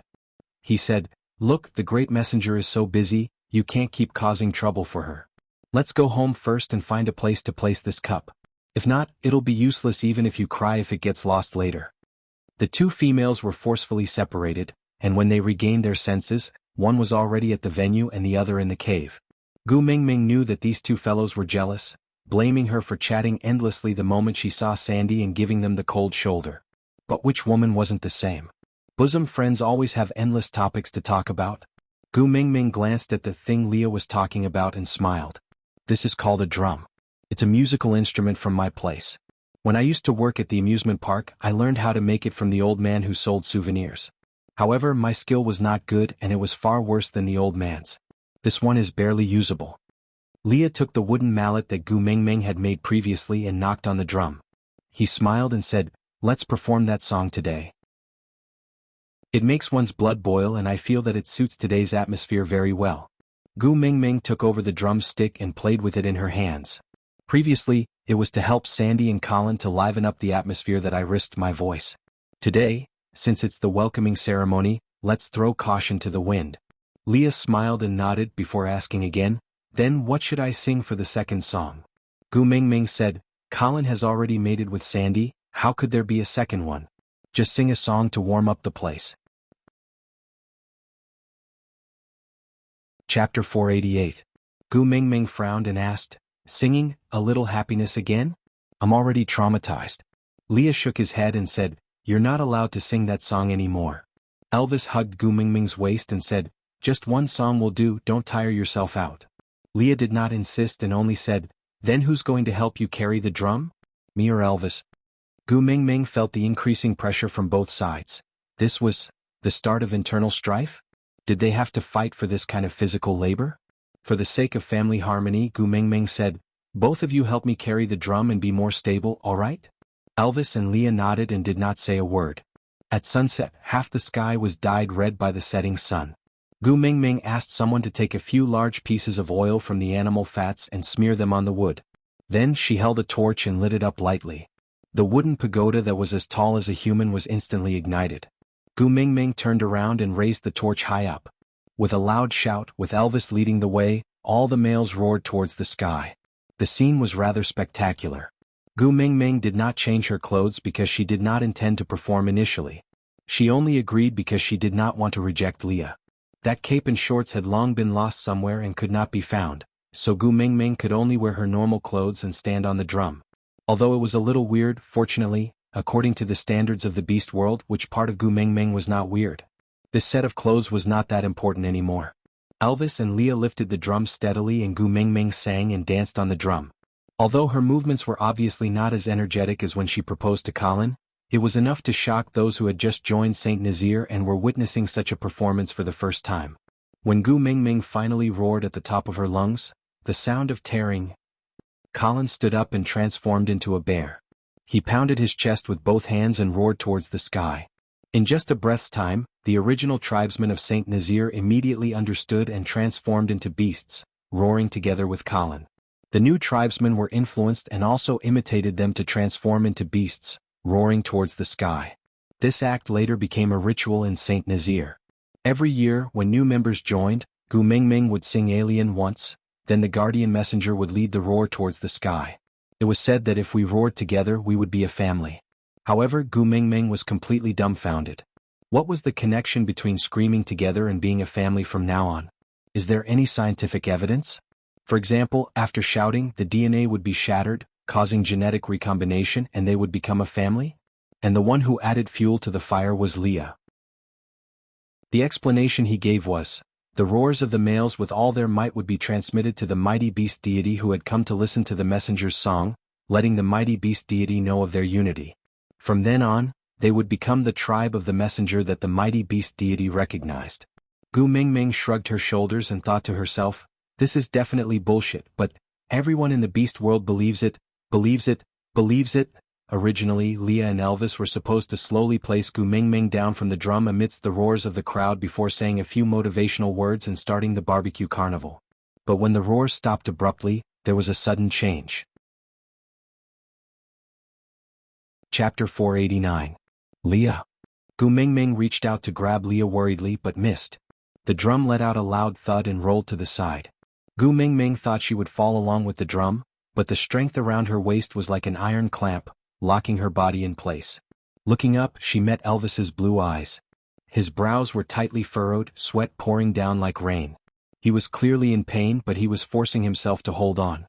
Hubby, what's wrong? You guys, what's wrong with you guys? Gu Mingming had no idea what was going on. She could only hold onto Elvis's shoulders and stare into his eyes. Elvis was trembling all over, but he still controlled his strength and slowly placed Gu Mingming on the ground. Gritting his teeth, he squeezed out a sentence, "Don't run around, it's dangerous." Then, as if he was being pressed down by something, he crawled on the ground, unable to straighten his back no matter how hard he tried. The scene was so familiar.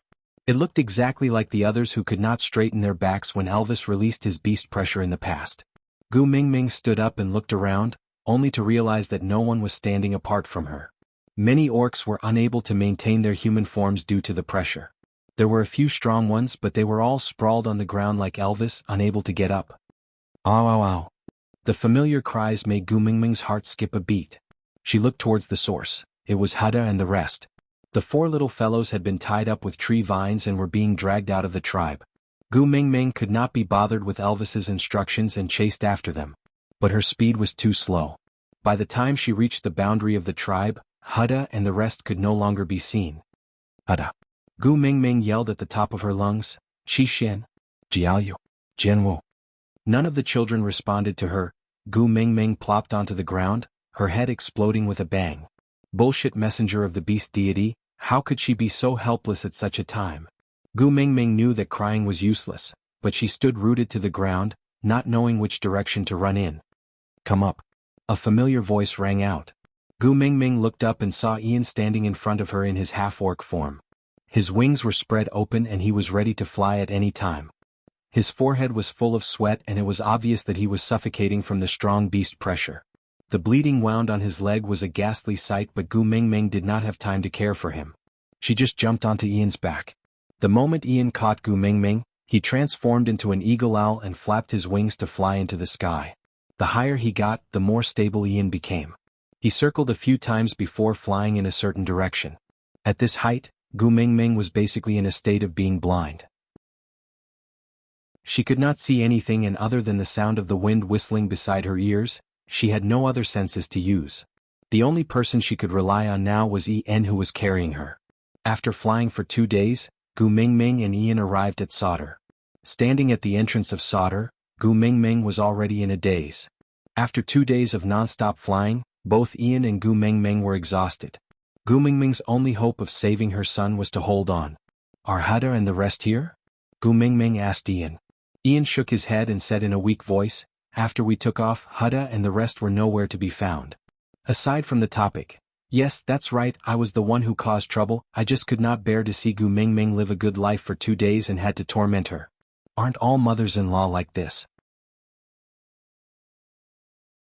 Chapter 490. Then why did you bring me here? Gu Mingming howled hysterically, her tears falling uncontrollably. Ian forced himself to hold on to Gu Mingming's shoulders and said, If it's a wolf cub, you have to remain calm. Gu Mingming forced herself to hold back her tears and looked at Ian stubbornly. She kept telling herself in her heart that she had to be strong, her sons were still waiting for her to save them. Ian took a deep breath and said, To be able to use beast pressure to suppress the entire Saint Nazir, he must be at least a 5th level orc, and not someone who just reached 5th level. He must be at least a 5th level middle stage or even a 5th level peak. Under such circumstances, even if you and I find a wolf cub, we won't be able to bring it away. You need reinforcements, 5th level, 5th level. Ian could not hold on any longer, and before he could finish his sentence, his body tilted and he landed beside Gu Mingming. Gu Mingming supported Ian and forced herself to calm down while repeating Ian's words. 5th level orc? I know a 5th level orc, reinforcements. Cool. Gu Mingming suddenly understood what Ian meant. Among all the 5th level orcs she knew, the only one who was willing to help her and had the ability was Cole. Gu Mingming used all her strength to support Ian up and walked towards Sauter with difficulty, step by step. Just when she reached the signboard, she saw Cole leading a group of people out to welcome them. Cole leads the Sauter tribesmen to welcome the mighty messenger. Cole stopped 3 steps away from Gu Mingming, one knee on the ground, and placed his right hand on his left chest to bow. Gu Mingming did not have the same confidence as Ian. When she left this place, she was not very friendly towards Cole. Even because of Leah, she was quite hostile towards Cole and spoke rudely. Back then, she bragged that she would never come to Sauter again and wanted to make Saint Nazir into a brand new messenger tribe blah blah blah blah. Now, would he still be willing to help her? She bit her lower lip. For her sons, what was her face worth? Even if Cole said that he would only help if she lay on the ground and bark like a dog, she would only ask if he wanted her to learn from a Pekingese or a teddy bear. Cole, help me. Gu Mingming's nose turned sour. She only managed to say these 5 words before her tears fell. Cole frowned and stood up to take Ian from Gu Mingming's body. He handed him over to the person beside him and said, He looks like he is overly fatigued. Bring him to the stone house to settle down and let him recuperate. The people next to him didn't say anything and directly helped Ian to leave. Cole then turned around and gently wiped away the tears on Gu Mingming's face. He frowned and said, Sauter is the messenger's tribe and we are your loyal subordinates. As long as it is your command, Cole will definitely execute it to the end. So, Lord Emissary, don't cry, you are our god. If you cry, we don't know what to do. Gu Mingming wiped away the tears on her face and looked at Cole with gratitude. Someone kidnapped my son, but I don't know who it is. He had used his beast pressure to suppress everyone in St. Nazaire, so Ian suspected that the other party was at least a 5th level or above orc. You're the only 5th level orc I know. Can you help me save my son? Chapter 491. In the next few days, Gu Mingming was arranged to be protected in the core building of Sauter. Only then did Gu Mingming know that Cole was not the only 5th level orc in Sauter, but there were 3 of them. The 3 of them took turns to guard Gu Mingming, in case the person who kidnapped the little wolves turned around to deal with Gu Mingming. And the remaining 2 mobilized all their connections to search for the whereabouts of the little wolves. It was the 3rd day. This was the 3rd day since Gu Mingming arrived. Cole dragged his tired body into Gu Mingming's room and exchanged information with the person on duty yesterday. The person on duty yesterday immediately went out to continue his search. Meanwhile, Cole walked to Gu Mingming and knelt on the ground. He frowned and said in a hoarse voice, Great messenger, don't worry too much.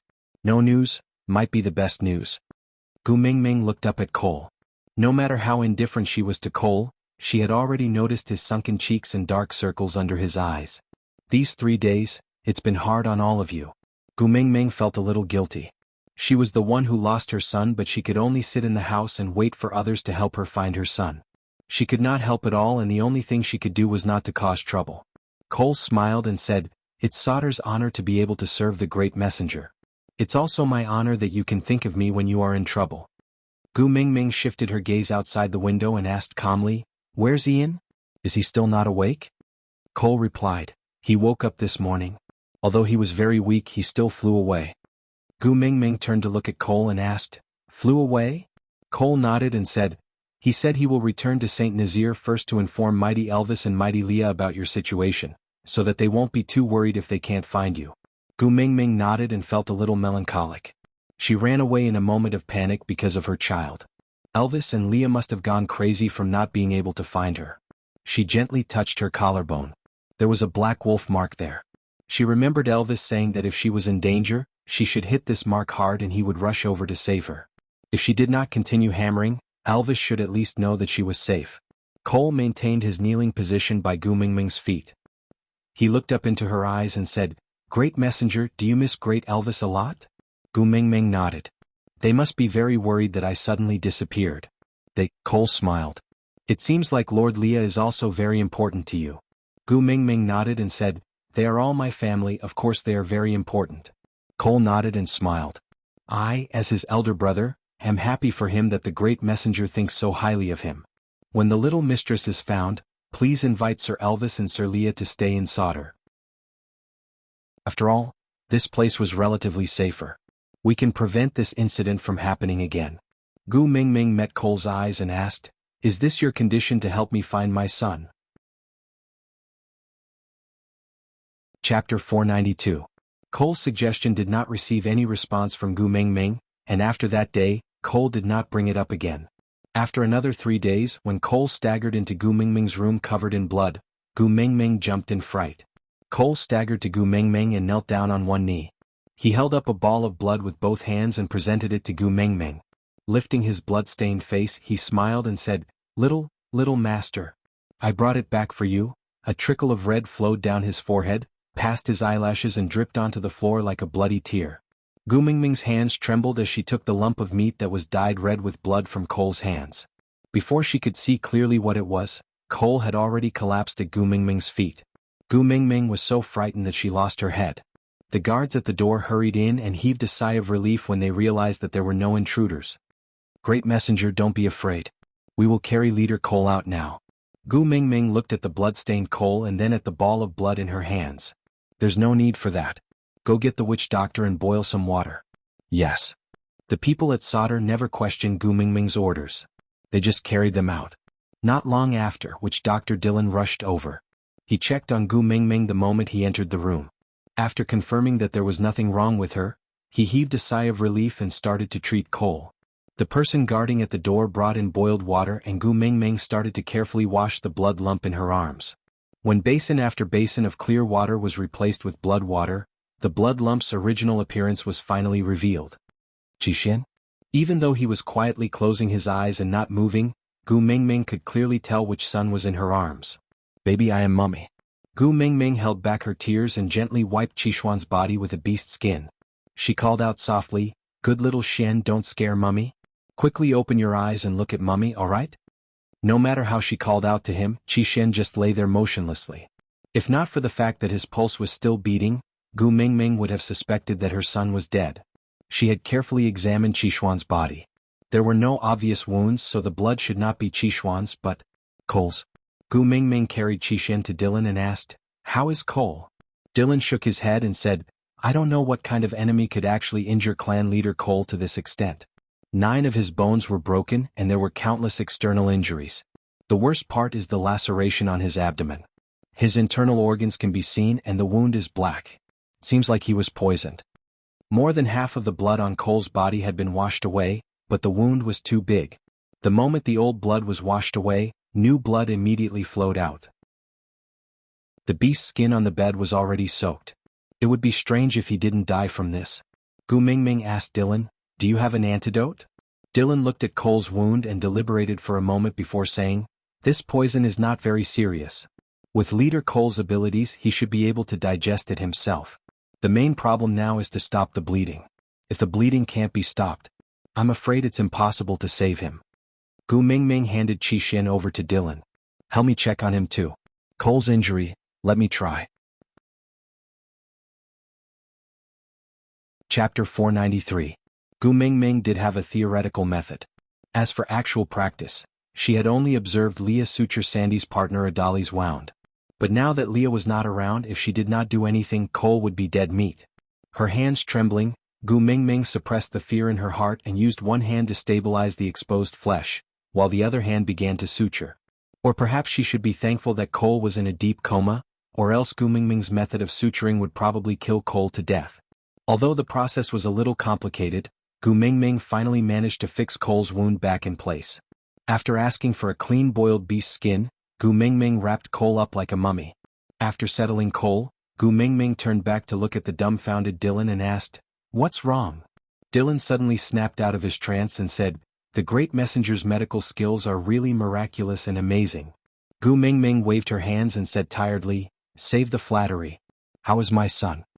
Dylan replied, "Little Master did not suffer any external injuries. I have checked his internal organs and found nothing wrong with them. He is in a coma. It might be due to poison. But I am afraid we will only know what kind of poison it is when Leader Cole wakes up." Gu Mingming nodded and hugged Qixuan in her arms. "Then don't go back to stay for this period of time. I remember that there is an empty room beside mine. You can stay here first so that it will be more convenient to deal with any emergencies." "Yes, sir," Dylan replied respectfully and left the room. Gu Mingming carried Qixuan and sat by the window. She gently stroked his back and said, "Little Xian, be good. You must be safe, understand? You must get better quickly and then we can go find your other brothers. Mummy still wants to see you all grow up, evolve, mate and have babies." Cole remained unconscious for half a month. When he opened his eyes again, he saw Gu Mingming carrying Qixuan in her arms and lying on the side of his bed. A pair of soft hands were placed on his wrists. "Great messenger?" Cole moved slightly. The sharp pain in his abdomen made him frown and cry out in a low voice. Gu Mingming woke up with a start. She sat up and stared straight at Cole. They stared at each other for a long time before returning to her senses. Gu Mingming reached out to touch Cole's forehead and realized that he no longer had a fever. She then heaved a sigh of relief and said, "You're finally awake. Great messenger." Cole wanted to say something but was interrupted by Gu Mingming. "You've been in a coma for more than half a month. You've been relying on honey water to maintain your strength. You must be very weak now. Although I have a lot of questions to ask you, I'm not in a hurry. Lie down first. I'll get someone to bring you some food. We'll talk about the rest later." With that, Gu Mingming placed Qixuan by Cole's bedside. "Help me look after my son." Cole smiled gently and said, "All right." Gu Mingming turned around and went out. As she called Dylan in to check on Cole's body, she instructed the guards outside to prepare some light food and fruits. Chapter 494. Gu Mingming prepared sweet potato porridge for Cole and added minced meat. She also cut a small plate of fruits and passed it to Cole. Cole wanted to take it from her, but he could not even lift his hands. Gu Mingming scooped a spoonful of porridge and blew on it to warm it before bringing it to Cole's mouth. "You were injured because you saved my son. Give me a chance to take care of you. Consider it as compensation." Cole did not reject her and did not say a word. He just smiled and finished the food Gu Mingming brought to his mouth. This was not the first time a female fed him like this. But it was the first time he felt a warmth that nourished his entire body. After eating, Gu Mingming wanted to carry Qixin up from the bed, but Cole held her wrist gently. He waved his hand and said, "You must be exhausted these few days, right? Let him sleep beside me for a while. You can also rest." Gu Mingming pushed Cole's hand away and carried Qixin in her arms. "I will not feel at ease if my son is not in my arms. I will carry him." Cole did not stop her. He smiled and said, "This is the first time I have seen a female like you being so concerned about a male cub. He is clearly not the eldest son nor the youngest son." Gu Mingming knew the tradition of the Snow Fox tribe. The eldest son would inherit the position of tribe leader while the youngest son would inherit the authority of the witch doctor. So she only cared about these two sons. "The flesh that fell from my body is a treasure in every aspect. It has nothing to do with the ranking."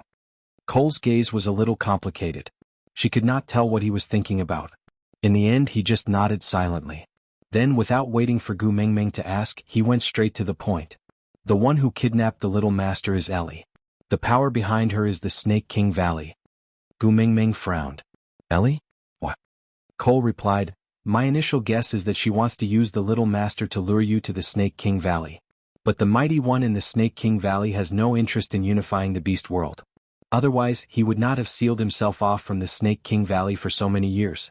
So, I suspect that all these are AI Lee's personal decisions and she was the one who wanted to lure you to the Snake King Valley." Gu Mingming thought about it. The last time Ellie surrendered to Sauter, Cole rejected Ellie because of her. At that time, Ellie gave her a piece of scale with simplified Chinese characters written on it. She could tell that it was a fake at one glance. At that time, Ellie mentioned that the real one was in the Snake King Valley. Therefore, her motive right from the start was to lure him to the Snake King Valley? It was just that she wasn't very curious about that information, so she didn't take the bait. So she changed her target to the wolf pups? What was his purpose? Everyone would have a motive for doing things. Deceiving her to go to the Snake King Valley and then what? Moreover, since she had the ability to kidnap the wolf cub, why didn't she kidnap him directly? Wasn't it easier to deal with a female than to control 4 wolf pups? Gu Mingming really could not understand. Frowning, Gu Mingming looked up at Cole and said, "I want to make a trip to the Snake King Valley." Chapter 495. "But my son is there." Gu Mingming frowned. Cole forced himself to sit up and said, I'll go on your behalf." Gu Mingming looked at the blood seeping out of his abdomen and said, "You're already so injured, how can you go? Moreover, that's my son, there's no reason for you to take the risk for me." Cole did not loosen his grip on Gu Mingming's wrist, as if he was afraid that she would immediately run to the Snake King Valley. He frowned, but not because of his bleeding wound. "I'm a 5th-level beast, I'm already like this just by getting close to the borders of the Snake King Valley. What can you do even if you go?" Gu Mingming said, "I'm the messenger of the beast deity, maybe he will do me a favor?" Cole shook his head and said, "In the entire beast world, everyone is afraid of the title of messenger of the beast deity, except for him." Gu Mingming asked, "Why?" Cole said, "He's the son of the previous messenger of the beast deity and has lived for 1,000 years. Some people say that he has already transformed into a dragon and become a true god, an existence on par with the beast deity." Gu Mingming forced a smile and said, "Since he's colleagues with my beast father, then as a junior if I visit him, I should." Cole said, "I can't let you take the risk. Believe me, I will definitely bring the other 3 little masters back, I will definitely, Gu Mingming supported Cole and said, "Lie down first, don't be agitated. I'm not a rash person, even if I have to save someone, I will make preparations before going." Hearing Gu Mingming's words, Cole finally relaxed a little and laid down slowly. He said, "Give me some time, I will recover as soon as possible."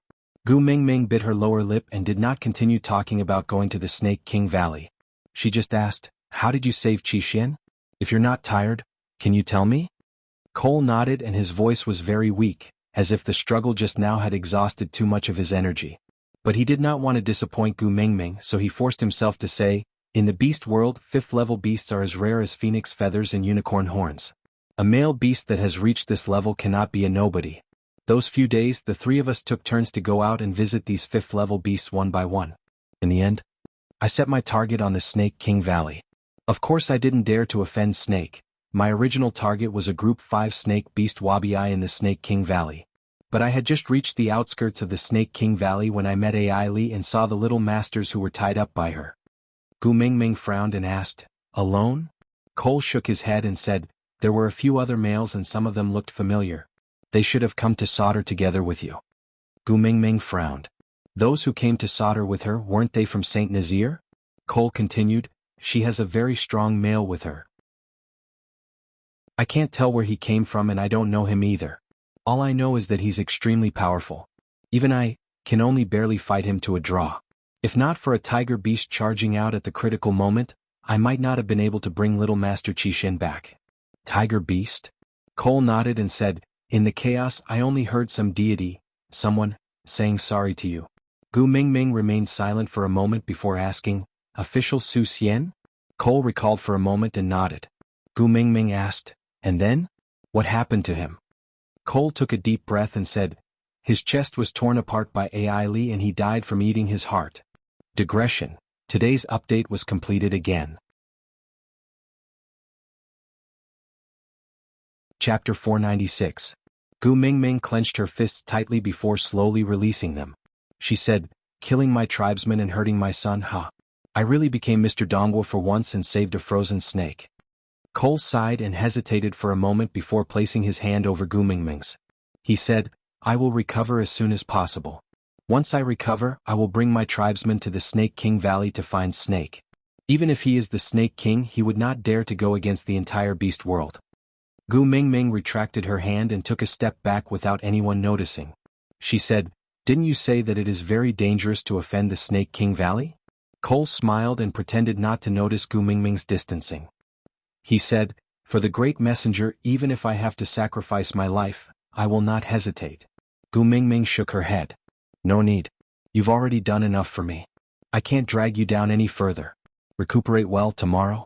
I will set off for Saint Nazir." Cole frowned. "No way, it is too dangerous." Gu Mingming smiled. "Don't forget, I am the messenger of the beast deity. I have the protection of the flame demons. If they are not willing to return my son to me, I will burn down the entire Snake King Valley." Cole said, "If Little Master is also in the Snake King Valley, he will be accidentally injured." Gu Mingming did not reply to Cole. She just turned around and said, "Helping me to this point is enough. Have a good rest." Gu Mingming pushed the door open and left. During this period of time, Cole was unconscious. She gave up her room for Cole to stay in while she stayed in a slightly further but quieter room. Looking at Gu Mingming's departing back view, Cole slowly sat up straight. He lowered his head to look at the wound on his abdomen. With a disappointed gaze he muttered, "Is this degree still not enough?" A figure leaped in seductively. Her long and slender fingers gently brushed across Cole's abdomen. That cold touch was completely different from Gu Mingming's warmth. Cole frowned in annoyance and swatted away the slender hand that was rubbing his wound. He turned his gaze to the side and revealed an impatient expression. The hand that had been slapped away did not touch him again. Instead, it gently cupped its chin and moved its face closer to Cole's abdomen. It stuck out its tongue and licked the blood that seeped out from Cole's wound. A snake tail coiled around Cole's waist in an S shape, supporting his body and arching him up, like a lazy king looking down on everything. Ellie twisted her waist and slid upwards slowly. With a seductive expression, her snake tail slowly entered Cole's beast-skin dress and wrapped around his thighs. Leaning forward, she displayed her beautiful body and said in a teasing tone, "She doesn't know what's good for her, why do you have to be so persistent with her?"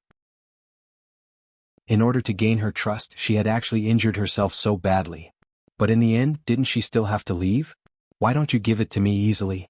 At least I will treat you sincerely." Cole strangled Ellie's neck and stretched out his arm, increasing the distance between them. He frowned in disdain and said with a disdainful gaze, "She is the messenger of the beast deity. How dare you compare yourself to her? You overestimate yourself." Ellie almost suffocated and her gaze became even more dazed. Her hands gently wrapped around Cole's arm that was strangling her neck and rubbed it back and forth, saying, "You are indeed, Lord Cole.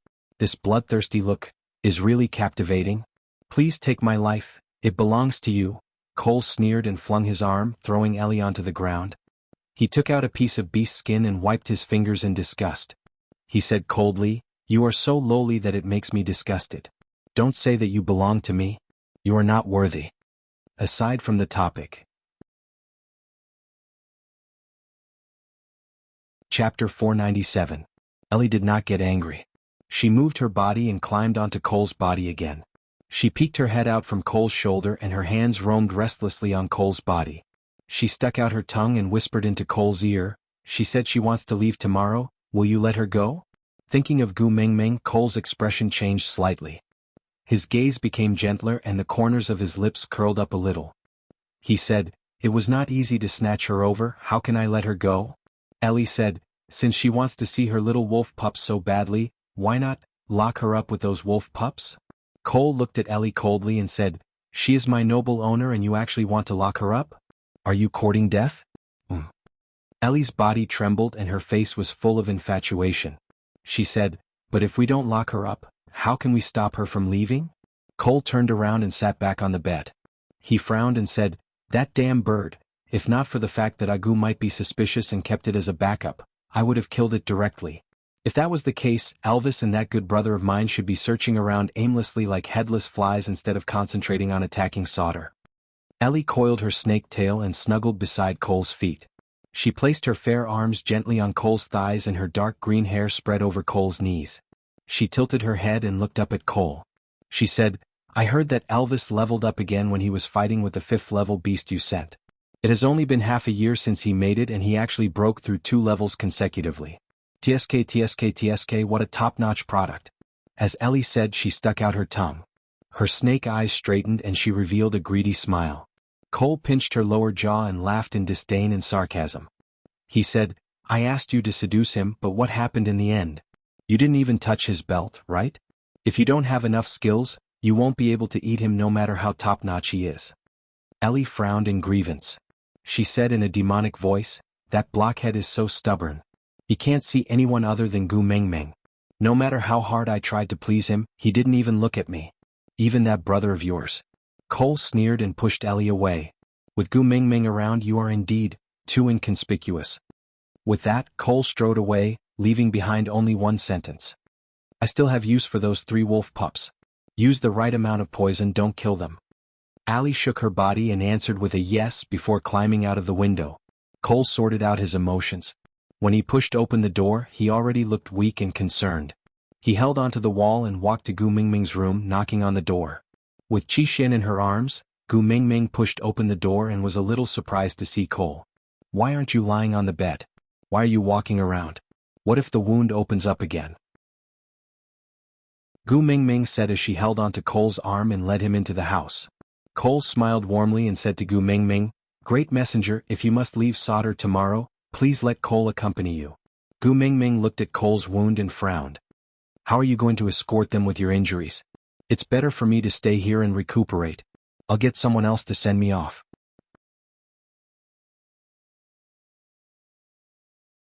Chapter 498. Gu Mingming sighed and said, "But your injury?" Cole took 2 steps forward agitatedly and said, "I'm fine, His wound split open and Cole was in a lot of pain. Gu Mingming went forward to support him and frowned. "Look at you, still trying to be brave?" Cole took the opportunity to hug Gu Mingming. He circled her waist with one hand and hooked her chin with the other.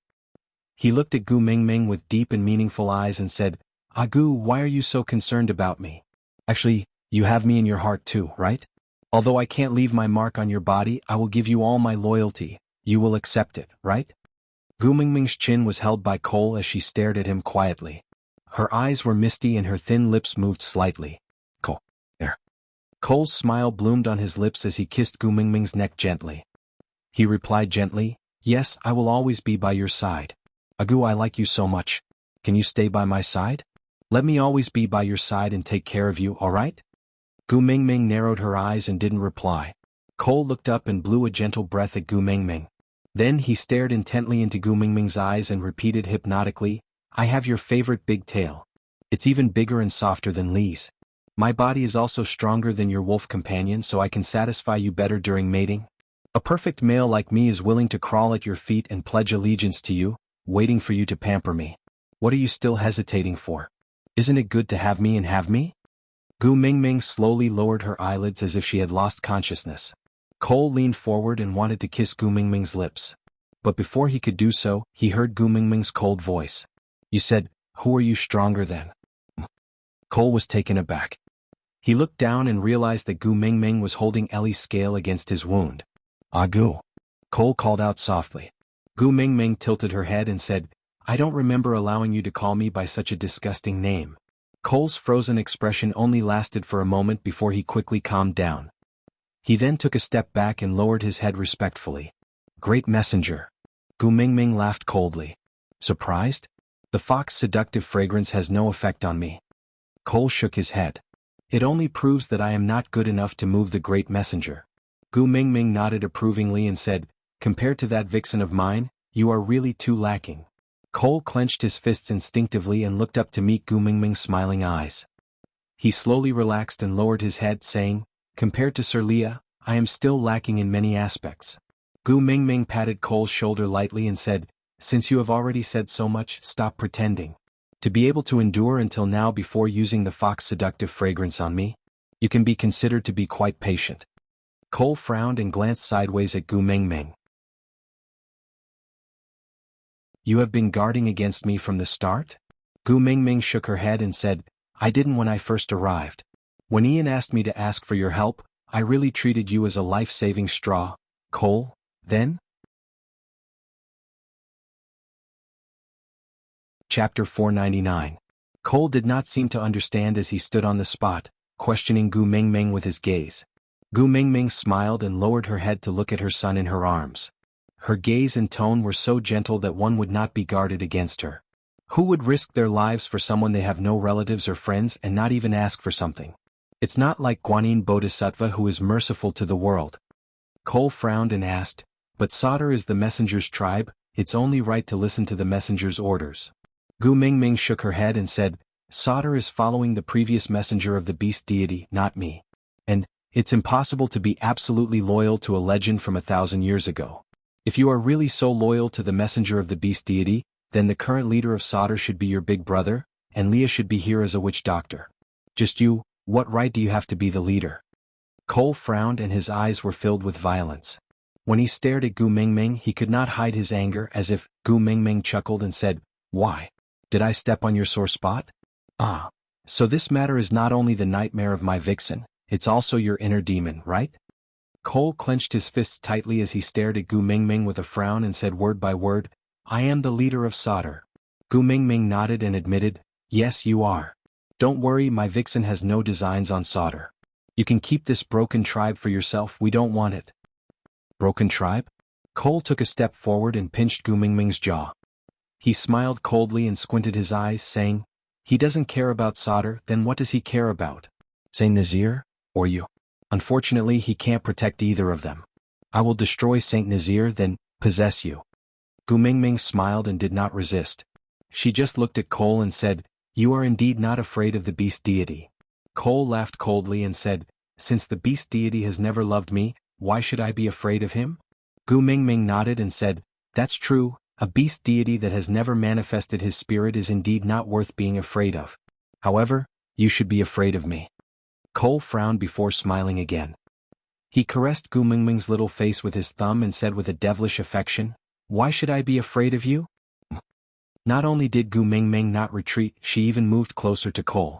Cole did not dodge and allowed Gu Mingming's little face to come close to the tip of his nose. There were many emotions that he could not understand in those clear big eyes, but he was mesmerized by them. Every action of hers made him crazily want to have her. This was the kind of female that should stand by his side. Don't you have any doubts? Since I've already seen through it, why should I stay by your side and continue acting instead of leaving? Cole frowned and stared at Gu Mingming without saying a word. There are so many places to live. Why did I choose this small room? Cole scanned his surroundings warily but did not discover anything unusual. Are you suspecting that I'm bluffing? Gu Mingming suddenly slapped Cole's hand away and turned to sit on the side of the bed.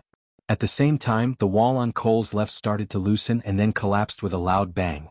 Dust flew everywhere like billowing smoke. Chapter 500. Gu Mingming gently caressed the little snow fox's neck, as if she was thinking about something. She looked up at Cole and asked, "Where are my sons?" "Return them to me." Cole was obviously taken aback when he first saw the little snow fox, but he quickly regained his composure, as if he was not afraid of Gu Mingming's hand on the little fox's neck.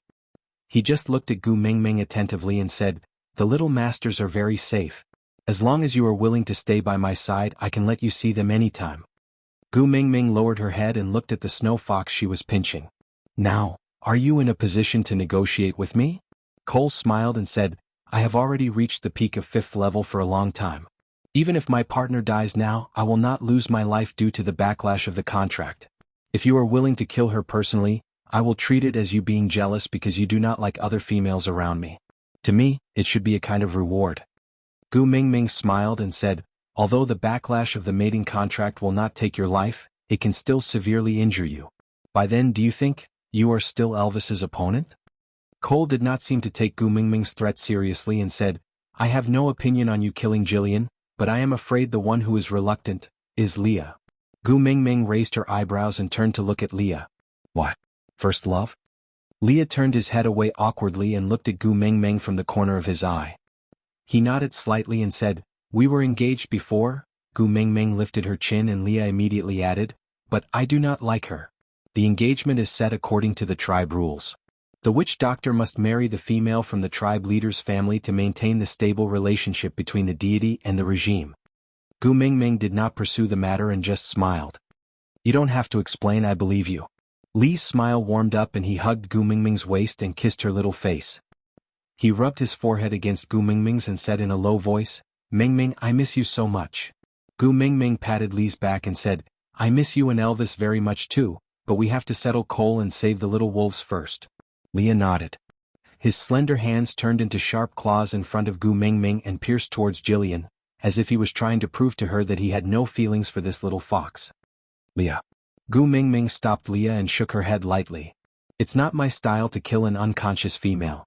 Leah shrugged his shoulders helplessly. "I'll listen to you." Gu Mingming walked to Elvis's side and hugged him again. Then she said, "It must have been tough during this period, right? After we save our son, I'll make you a delicious tonic." Elvis's voice was a little hoarse as he gently rubbed Gu Mingming's little head. Then he pulled her into his arms and finally heaved a sigh of relief. Chapter 501. Cole nodded and said, "That makes sense. But if I die, you will never be able to see those 3 little wolf pups again. If you don't mind, you can come and kill me now. You don't have to go through so much trouble to activate the mating contract. Just use that snake scale in your hand and cut me into pieces. I will not dodge." Gu Mingming clenched her teeth and said, "Your life is not as valuable as my son's."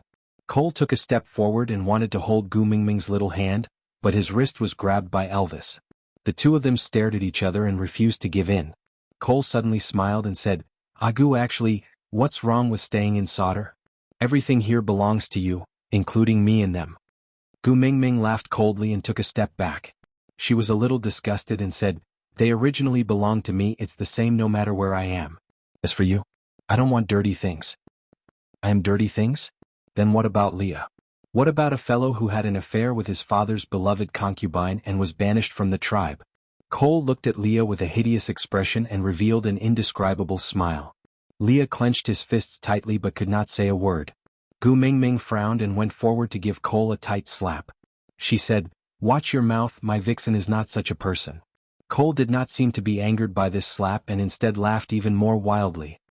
"You are angry from embarrassment, right? Everyone in the tribe saw whether he is such a person or not. It's him, he was the one who angered our father to death, broke the tribe rules and brought shame to Sauter. That's why he was banished. You didn't know anything and you actually took him in as your beast pet? You." Gu Mingming raised her arm to slap Cole but her body was hugged from behind. Turning back, Gu Mingming met Li's long and affectionate eyes. That pair of eyes was misty and he looked at Gu Mingming quietly.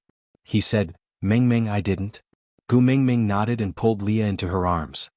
I know you didn't. Cole laughed loudly and shook his arm forcefully, freeing himself from Elvis's grip. He leaned against the door frame and looked at Leah. His tone was so harsh that it was unbearable. Agu, you've actually enjoyed Leah long ago, haven't you? It's just that he's the same as me, someone who's mated with another female, so he can't leave a mark on you. That's why you're telling others that he's your beast pet, right? Gu Mingming was taken aback. She suddenly recalled that before the incident that day, Elvis had purposely found an excuse to leave the cave to create an opportunity for her and Leah to mate. At that time she had told Leah, I will not mate with you. At that time, Lee's reaction was a little lonely, but more of helplessness and responsibility. He remained silent for a moment and only said to her, I am already satisfied to be able to stay by your side. As for other things, I don't care. At that time, Gu Mingming thought that he was referring to mating and having children when he said he did not care. Now it seemed that this was included as well. The more she doted on Leah, the more rumors would spread. No one would believe that she did not mate with Leah, so the fact that she did not have Lee's mark on her body became the evidence that Leah had committed that crime in the past. Leah pulled Gu Mingming and hugged her gently in his arms. I don't care what the truth is in other people's eyes. I only care about you. So don't be affected by him. It's enough that you know I'm innocent. Aside from the topic, remember that Leah wanted Gu Mingming to do a body check that day? Leah said, aren't you going to check if your beast pet is clean?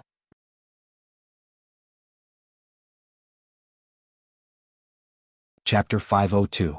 Gu Mingming patted Lee's back, then turned around to look at the giant bird circling in the sky. Although she had only sat on it once, she could still recognize that it was Ian. Gu Mingming smiled, looks like it's a done deal. Cole suddenly turned around and looked at Ian in the sky. He frowned and said, Gu, what are you planning? Gu Mingming's smile slowly faded and finally froze into a cold expression. I'll give you one last chance, return my son to me, then we'll leave and pretend nothing happened. Cole, leave? Where are you going without my permission? Gu Mingming raised her brows, then there's nothing to talk about. Cole raised his head, determined to win. Gu Mingming took 2 steps back and sat back on the bed. She took out a small bamboo tube from under the blanket, opened the lid and poured it into the little snow fox's mouth. Cole instantly felt something burning in his chest. He instinctively wanted to go forward to stop Gu Mingming, but was blocked by Elvis, who did not budge an inch. Gu Mingming threw the small bamboo tube to Cole. Smell it, maybe you know what this is. Cole put it in front of his nose and sniffed, instantly frowning. Amulet used to wash away the mating mark? Gu Mingming nodded. Yeah, luckily our tribe had a completely heartless negative example, or else I might have to kill someone to restrain you today. Cole knew he did not have much time, the backlash from the contract would come very quickly, he had to get rid of Elvis before it happened. But Elvis was already a 5th-level orc, he could not be defeated with just a simple release of pressure. To fight for more time, Cole suddenly launched an attack on Elvis. Each move was deadly, definitely not like Damagua, who was displaying his slight skill in front of an expert. Elvis was rich in battle experience, but Cole was not inferior to him. After a few moves, both of them were badly mutilated, their wounds so deep that their bones could be seen. Gu Mingming frowned, they were both 5th level, but Cole was still suffering from the backlash from the mating contract, yet he could still injure Elvis so badly. He had underestimated the enemy. Gu Mingming clenched her teeth and gave Leah a look. Leah immediately understood and took out a small beast skin bag from the pocket of her beast skin dress. Gu Mingming took it and sniffed it. She smirked coldly. Leah quickly joined the battle. Although his level was not high, with their many years of teamwork, he was able to cooperate well. He left a few wounds on Cole's body that were not fatal but were enough to restrict his movements. Gu Mingming saw the opportunity and roared, "Disperse!" Elvis and Leah retreated to the sides in tacit understanding. Gu Mingming shook the beast's skin in her hands and the red powder danced in the air. After shaking it, Gu Mingming immediately covered her mouth and nose with her arms and turned to run. But before she could take a step, she felt the weight on her waist lighten and she was pulled into an embrace. It was mixed with the smell of blood, but also had a warmth that made her feel at ease. Compared to Cole's uncontrollable howls, the moans above Gu Mingming's head made her even more worried. Raising her head, she met with a pair of blue eyes, slightly reproachful but more heartache. Battles between males are very dangerous, you are not allowed to rush up in the future. Gu Mingming nodded obediently. Seeing some chili powder fall on Elvis's wounds, she could not help but feel heartache. Does it hurt? Chapter 503. Let me help you treat your wounds first, Gu Mingming said. Elvis shook his head and glanced sideways at Cole, who was rolling on the ground. I am not as powerful as him. If I miss this chance, I will never win. With that, Elvis handed Gu Mingming over to Leah. He ignored the wounds all over his body and continued to fight with Cole. Elvis had as much chili powder as Cole had on him. Both of them were severely injured to the bone. Neither of them had the upper hand. Gu Mingming's heart ached at the sight. She regretted her stupid move. It was such a loss to sacrifice 800 men to kill 1,000 enemies. It was not worth it at all. But luckily, Elvis won in the end. He tore off Cole's arm and slammed his knee downwards. The bones in Cole's calf gave off a crisp sound of bone breaking. With a miserable howl, Cole completely lost the ability to retaliate. He could only lie on the ground and twitch. Actually, Gu Mingming was not used to such a bloody scene. But for her son, she had to endure it even if she was afraid. Cole wriggled his body and forced himself to sit up. He leaned against the corner of the wall in a strange position. He looked at Leah with a ferocious gaze as if he was a devil that had crawled out from hell. He wrote while blood flowed out of his mouth. So what if you kill me? You will forever be Sauter's sinner, the sinner that angered Father to death. Everything you have, everything you cherish will eventually belong to me. Leah hugged Gu Mingming gently and used his body to block her view. He said coldly, You are wrong. I have nothing. I have never owned anything in this world. The only lucky thing is that I am Gu Mingming's possession. Cole bared his teeth. His gaze was bloodthirsty. He touched the old wound on his abdomen that Gu Mingming had stitched up. Because of the fight, the wound that was not stitched up properly was torn open again. But Cole did not care at all. He just laughed coldly and said, Gu will also be mine. Gu Mingming ignored Cole's words. She just separated herself from Lee's arms to take care of Elvis. She knew that Leah and Cole must have some old scores to settle. And all she had to do was to silently support Leah. That was enough. Leah kissed Gu Mingming's forehead. He then slowly walked to Cole and squatted down to look him in the eye. One was as white as snow. If he was covered in dirt, the difference was obvious. Chapter 504. It's not your cubs, why are you so nervous? Cole sneered. You want to pretend to be a good person in front of Agu? It's no use, she won't fall for it. She just told me, no one would risk their lives for someone who is not related to them, there must be a condition. Leah smiled. You don't have to care about my motive, you just have to know what kind of situation you are in now. Cole smiled too. Do you think I'm a fool like you? You guys are not killing me now because you haven't found the little wolves. Once I hand them over, you guys will use all means to torture me. Leah nodded. It's really hard to be kind in front of you. Since you don't believe me, let's put it in another way. Lee's smile was still calm and indifferent. He strangled Cole's neck with both hands. Hand over the little wolves, or else I will make death an extravagant hope for you. Cole wanted to say something, but his throat was being strangled by Leah. He could not make a sound. Leah seemed to have suddenly thought of something and said, Are you waiting for your guards? Cole narrowed his eyes, only to see Leah beckoning towards the door. Then Oriton dragged something covered in blood and walked out of the door. He couldn't see anything else clearly, but that foxtail was very eye-catching. Leah gave Cole some time to think. Are you waiting for those warriors to attack St. Nazir while Elvis and I are here to save Mingming? Yeah, they should have reached St. Nazir by now. But what should we do? There's not a single person in St. Nazir now. All the warriors in our tribe are in Sauter. In other words, Sauter is under our control now. You're lying. Cole could no longer keep his expression straight. He leaned forward and wanted to grab Leah. Leah stood up slowly and took a step back. He frowned. I'm sorry, but Mingming doesn't like others touching me. Cole did not give up and looked outside. But he realized that there was really no one on his side in his field of vision. Impossible, it's impossible for you to know. All the arrangements were directly ordered by me. I don't know your orders, I just know your character. Leah looked down at Cole and said, You purposely used your beast pressure to suppress St. Nazir so that Mingming would take the initiative to seek help from you. After all, you are the only 5th level orc that she knows. Therefore, Mingming's appearance must have made you very proud. But you also know that Elvis and I will definitely come looking for you. Once Mingming sees us, she will not rely on you anymore. So the best way is to get rid of us. get rid of Saint Nazir, get rid of everything she can rely on, and let you be her only crutch. This is just a reenactment of the method used to deal with me. How could I not have guessed it? Cole narrowed his eyes and sneered. My ninth brother has really grown up. Leah looked down and said calmly, it's just a lesson learned. However, I can tell you that your warriors most likely won't be coming back. After all, you, who are at the peak of the 5th level, were already in such a state from the backlash of the mating contract. They, who are only at the 4th level, may not be able to withstand it. Chapter 505. Leah did not kill Cole but brought him to Sauter's dungeon. Gu Mingming did not know how Leah would force Cole to reveal the whereabouts of the little wolves, but it would not be a beautiful and harmonious scene. Gu Mingming stayed behind to take care of Elvis and Qixuan. She placed them on the bed, then used a small basin of clear water to clean Elvis's wounds. While cleaning she said, "Are you a fool? The wound is so deep and you even rushed into the chili. How painful is that?" Elvis smiled and held Gu Mingming's little hand lightly. "As long as you are fine, this pain is nothing."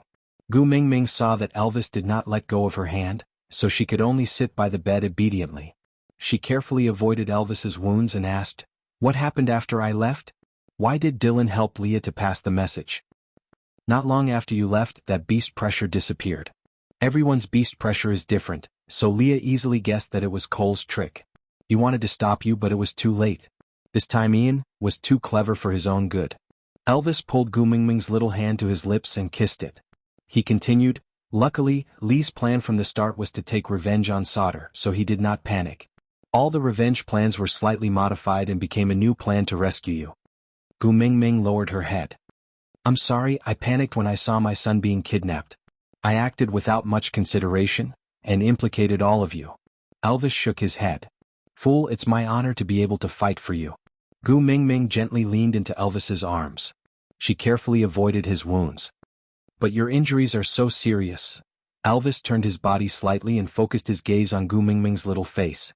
He said with a doting expression, "These injuries are nothing. I am a 5th level orc now, I will recover in no time.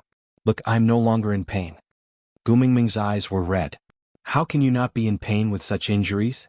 Elvis gently wiped away Gu Mingming's tears. "As long as I can see you, I will not feel pain anywhere." Gu Mingming buried her face into Elvis's palm and said, "I'm sorry for making you worry." Elvis heaved a long sigh of relief and kissed Gu Mingming's tear-stained face. "You have my mating mark on you. If anything happens to you I will definitely know. The fact that I have felt no danger proves that you are safe. But even so, my heart was still flustered. You can't run around anymore. No matter what you do, you have to have me by your side. Do you understand?" Gu Mingming nodded. "I will never run around again. I will never let you fall into such a predicament because of me." Elvis just smiled. The sleepless battles over the past few days had made him exhausted.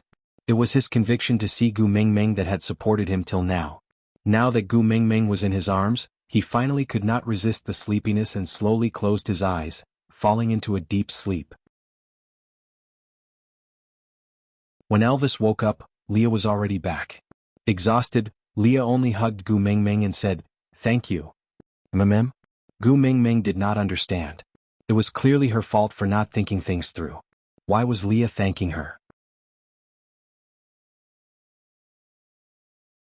Chapter 506. No matter how many times Gu Mingming experienced the tolerance males gave to females in the beast world, she still felt it was too exaggerated and could not get used to it. Moving her shoulders, Gu Mingming looked up and asked, "Did he say where the babies are?" Leah shook his head apologetically and said, "The more we care about the little wolf babies, the more Cole will use this as a bargaining chip to threaten us. I need some time to plan." Gu Mingming nodded. She knew that Leah and Elvis had been waiting day and night for this period of time to save her. No matter how anxious she was, she could not bear to rush them at this time. Leah knew that Gu Mingming was worried and gently hugged her back to Elvis's side. He placed Gu Mingming in the middle and laid on the other side of her. His furry large tail covered Gu Mingming like a blanket. Leah and Elvis each held one of Gu Mingming's hands and said, "Tell us everything that happened when we were not by your side. The more information we have, the more beneficial it will be for my plan." Gu Mingming nodded. Then she recounted how she came here to seek help, how she realized there was something wrong with Cole, how she tried to please him, and even how she purposely misaligned the needle angles when she was stitching Cole's wound, making it into a weird shape so that the wound would not heal easily. Then Dylan asked Gu Mingming, regarding kissing you without permission, should I apologize or confess? At that time, Gu Mingming almost wanted to give Dylan a slap. Later on, Dylan told her many secrets that only Gu Mingming could know through Leah, before she finally believed that Dylan was really Lee's man. Then she told her all the details of Dylan and Lee's exchange of crucial information and cooperation. Leah listened carefully and remained silent for a long time before saying, I guess the little wolves should be in Ellie's hands. Gu Mingming was confused and asked, why do you think it's Ellie? Just because of Cole's words? Leah nodded and said, Cole is a meticulous person and his lies are never completely false. There must be some truth hidden in the false information. Based on my analysis, the information about the Snake King is true because it would be too easy for him to expose himself. Moreover, the Snake King was just trying to intimidate you and make you believe that the Snake King Valley is very dangerous. His motive was to make you rely and trust him. After all, in the face of such a powerful opponent, he was the only one you could rely on. He must be lying when he said he was looking for a level 5 snake beast, because he was the one who helped Allie kidnap the wolf cub. Why would he be looking for a snake beast?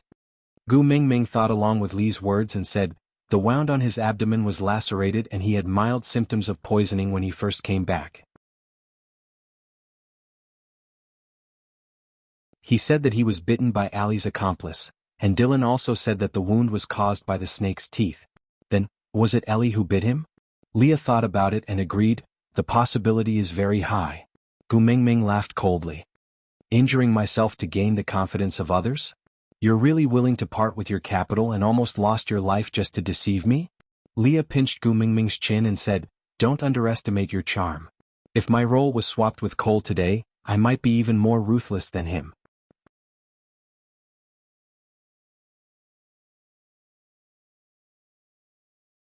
Chapter 507. Not all of them, probably, only Cole and I are like this. Leah lowered his head and smiled bitterly. When I was young, everyone wanted me to develop a rapport with my eldest brother.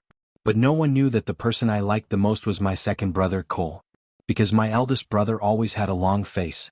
Every time we met, he would ask me how many esoteric manuals I had memorized. Did my deduction skills improve? How many medicinal herbs and cases did I learn? But Cole was different. Every time he came back from outside, he would bring me new toys, tell me interesting stories and secretly bring me out to play, so compared to my eldest brother, I am closer to Cole. Gu Mingming did not interrupt Leah. Because Lee's past and what had happened was like Pandora's box, full of unknowns. If he was finally willing to open it, even if the last thing that jumped out was a devil, Gu Mingming would have the courage to hug Leah and face it together. Leah kissed Gu Mingming's forehead, as if this was the only way for him to have the courage to continue. But until he pushed me onto the bed of my father's beloved concubine, then brought my father and a group of elders to rush in, did I know? I was tricked by my most beloved second brother.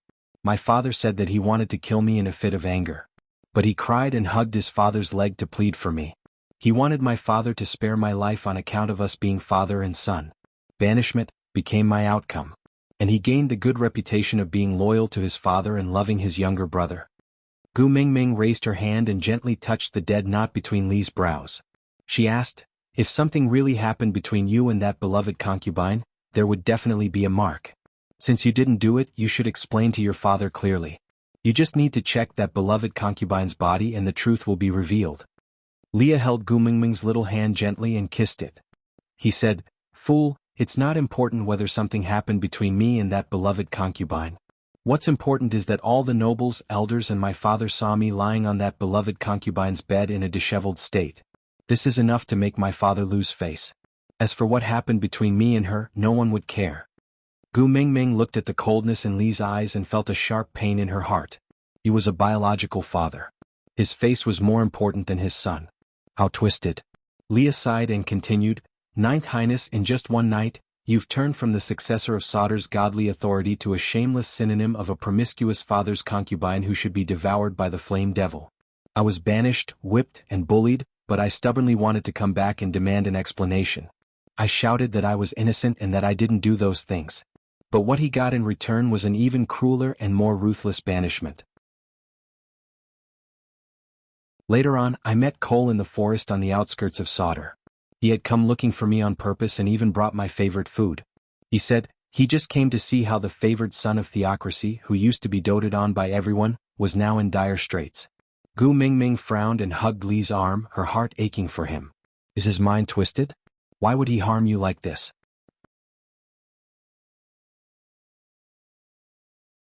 Chapter 508. Gu Mingming hugged Leah and wanted to comfort him, but she did not know where to start. But Leah did not seem to be sad over the past. He just looked up at Gu Mingming with a smile and asked, "Your heart aches?" Gu Mingming nodded and did not hide her emotions. Leah hugged Gu Mingming's waist back and smiled, "I knew you are the softest. Saying these words to you, you will definitely not be able to harden your heart to me." Gu Mingming smiled faintly and replied, "Yeah, then why didn't you tell me earlier?" Leah shook his head and kissed Gu Mingming's cheek lightly, saying, "Because I am greedy. I want you to accept me because you like me and not because you pity me." Gu Mingming kissed Li's face back and asked again, "Then why are you telling me now?" Li's gaze was affectionate and gentle. He gently tidied the stray hair in front of Gu Mingming's forehead and said, "Because I am more greedy than before. Not only do I want you to like me, I also want you to feel sorry for me, think about me, care about me, love me dearly." Gu Mingming blushed and let go of Li's hand. She shifted towards Elvis, who was behind her, and said, "What do you mean by love you dearly? Speak properly." Leah rubbed Gu Mingming's little head dotingly and said, "You always giving me such interesting reactions. I can't help but want to tease you all the time." Gu Mingming turned her face away and said, "Don't be serious, I'm not going to talk to you anymore." Leah nodded and said, I'm too tired today, tomorrow I'll tell you what Elvis and I did when you were not around." Gu Mingming looked at Li's tired face and nodded. She offered her lips and kissed his chin, saying, "You too must be exhausted, have a good rest." Leah closed his eyes in satisfaction and adjusted the angle of his large furry tail on Gu Mingming's body to cover her properly. Elvis's hand passed under Gu Mingming's armpit and rested on her waist. He kissed the back of her head and said, "Xiaoming, thank you." Gu Mingming did not turn back. She knew that there was a pair of affectionate eyes staring at her from behind. Her careless escape must have driven them crazy. However, when they saw her, not only did they not reprimand her, they even thanked her for protecting them and not letting them get hurt. This gratitude only made Gu Mingming feel even more guilty. She did not dare to meet Elvis's eyes because she knew very well how afraid Elvis was of being abandoned by her. She clearly knew that even if she were to go near the lake, he would be instantly tensed up. But she had completely thrown her fear of him to the back of her mind and chased after the danger alone. "Hubby, I'm sorry. I'll never run around again." Gu Mingming's apology was met with a deep kiss from Elvis, branding the back of her head. "Fool, go to sleep." Ignoring the pain from Gu Mingming's touch, Elvis pulled her into his arms and hugged her even tighter. Only then could he close his eyes in peace and not worry about her suffering in a place he could not see, or about her facing unforeseen dangers. The next morning, Leah woke up early to prepare breakfast. Oriton, who shared a meal with them, and Ian, who no longer needed to hide his identity, brought the giant beast and fish.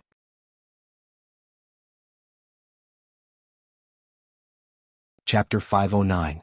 It was not convenient for Oriton and Ian to enter Gu Mingming's house, so Leah set up a big pot outside the house and told them everything that happened after Gu Mingming left while cooking. The situation was too chaotic and Ian's judgment could not be said to be wrong. After all, everyone in Saint Nazir was suppressed. Even if Gu Mingming was the messenger of the beast deity, she was like a piece of shellfish without the protection of its shell. It was too dangerous. Compared to staying in an unknown danger, seeking protection from the tribe of the previous messenger of the beast deity was the best choice. Even if Cole had any selfish motives, the identity of the messenger of the beast deity was already known to the public. No matter what, Cole could only protect Gu Mingming. This was also the reason why Ian left immediately after his injuries were slightly better. If not, Cole could just kill Ian and seal off the news of Gu Mingming being in Sauter. Then he could accuse Saint Nazir of failing to protect the messenger. After Saint Nazir was surrounded and destroyed by the various tribes in the beast world, Sauter could then find a random reason to say that they saved Gu Mingming from some powerful person. Then they would naturally become the hero who protected their master. Although Gu Mingming would most likely not cooperate with Ian's lies, they could just surround Gu Mingming and prevent her from interacting with the outside world. Who would know the truth then? Moreover, Cole still had the fox seductive fragrance. If he used it on Gu Mingming, she might. So, the first thing Ian did after waking up was to escape and become Gu Mingming's insurance. On his way back to St. Nazaire, he met Elvis and Leah who were chasing after him. After exchanging information, Ian then realized that he had fallen into Cole's trap. The 5th level beast pressure was not carried over by him, but Cole had purposely created an opening for him to bring Gu Mingming to him on his own accord. After Leah gathered all the information, the first step was to ask Ian to return to St. Nazaire and let everyone, including the females, head towards Sauter. Leave 2 of the strongest males in each female's family and let the entire Eagle Owl tribe escort the females to Sauter. On the other hand, the other males would meet up with Elvis and attack Sauter from the front to attract their attention and ensure the safety of the females. At the same time, they would cover for Leah to sneak into Sauter and contact Dylan, who had defected long ago, to confirm Gu Mingming's safety and convey his plan to Gu Mingming. On the other hand, Gu Mingming pretended to be concerned about Cole, who was pretending to be unconscious. Leah was betting that Cole would definitely not give up the chance to let Gu Mingming accompany and get close to him in order to make the fox seductive fragrance work on Gu Mingming. In addition, Cole knew that Leah and Elvis were only 3rd level and 4th level respectively, so the 2 5th level snow foxes outside definitely had the ability to control the situation. That was why he stayed by Gu Mingming's side with a peace of mind, putting on a show of injuring himself to gain the confidence of the enemy. He completely did not realize that this was Lee's trick, using Gu Mingming as bait to restrain Sauter's strongest battle power. As for the 2 level 5 beasts, she was only 5th level advanced and eventually became Elvis's training partner. She successfully helped Elvis break out of the bottle and enter the 5th level state. Chapter 5:10. After defeating the 2 snow foxes, Leah did not choose to attack Sauter immediately. Instead, he let Elvis rest and recuperate while secretly sneaking into Sauter to search for Jillian's whereabouts. He knew Cole's ability. Even if Elvis had risen to the 5th level, it was almost impossible for him to defeat Cole in a head-on battle. The only chance of victory was to tamper with the mating contract. Leah resisted the urge to see Gu Mingming. He used the secret path that only the witch doctor knew to wander around the restricted areas of Sauter. He did not believe that Cole would let his weakness leave his control. Ever since Cole became a partner, no one had seen this female before, and that was the best evidence. The only possibility was that he had hidden his female. When Leah finally found Jillian in the secret room that could only be entered during the tribe leader's sacrifice, Leah finally laughed out loud. He secretly brought Jillian away and could not wait to meet up with Elvis to attack Sauter in one fell swoop. And at this moment, Cole was still dreaming of using the fox seductive fragrance to make Gu Mingming submit. Leah had described in one sentence how many blood-soaked battles and how many narrow escapes they had gone through. It was only right for a male to pay any price for a female. He did not want Gu Mingming to have any psychological burden because of this. But Gu Mingming was neither blind nor stupid. Elvis's old wounds that could not heal in time, Lee's faint scars that could not be hidden, and even Oraton's and Ian's bodies did not have a single piece of good flesh. Those who still did not dare to show their faces in front of him were even worse off. Gu Mingming knew that everyone did not want her to see their pathetic states, so she chose not to ask. But she would remember this kindness in her heart. Leah scooped a bowl of meat for Gu Mingming and fed her spoonful by spoonful. Gu Mingming wanted to reject him, but Lee's expression turned serious. He said in a wrong tone, "I am still a beast pet that you accepted. Don't I even have the right to feed you? During the time you were gone, I was worried every day whether Cole had mistreated you, did not feed you well, did not let you have a good rest. Now that I'm finally back by your side, can't you just let me feed you once and personally make sure that you're full so that I can feel at ease?" Gu Mingming had no choice but to listen to Leah. She carried the unconscious Qixin in her arms and ate the food Leah sent to her mouth mouthful by mouthful. Oraton still had a poker face. Now he could use his chopsticks like the wind and did not need anyone to tell him to eat. He only put down his chopsticks after wrapping up half a pot of stewed meat. He looked at Gu Mingming and said, "The first time I fought, it was not to protect myself, not because I was bored, not because I enjoyed killing, but to protect someone, something. This feeling is very special. Thank you for giving me such an opportunity." Gu Mingming looked at Oraton, who looked like a military officer giving a post-battle report, and suddenly felt like laughing. She looked at Oraton speechlessly and pursed her lips before saying, "Do you know what you are saying? Look at your body full of injuries. This battle wasn't easy, right? Did he almost lose his life? You actually thanked me?" You're tuning in to the Han Lee's Wuxia Chronicles YouTube channel. We're so grateful for your support, and don't forget to subscribe to join us on this incredible journey through captivating stories. Your generosity through donations truly makes a world of difference, as it's the primary source of revenue that allows me to expand and enhance this channel for you. Thank you from the bottom of my heart for being a part of this adventure.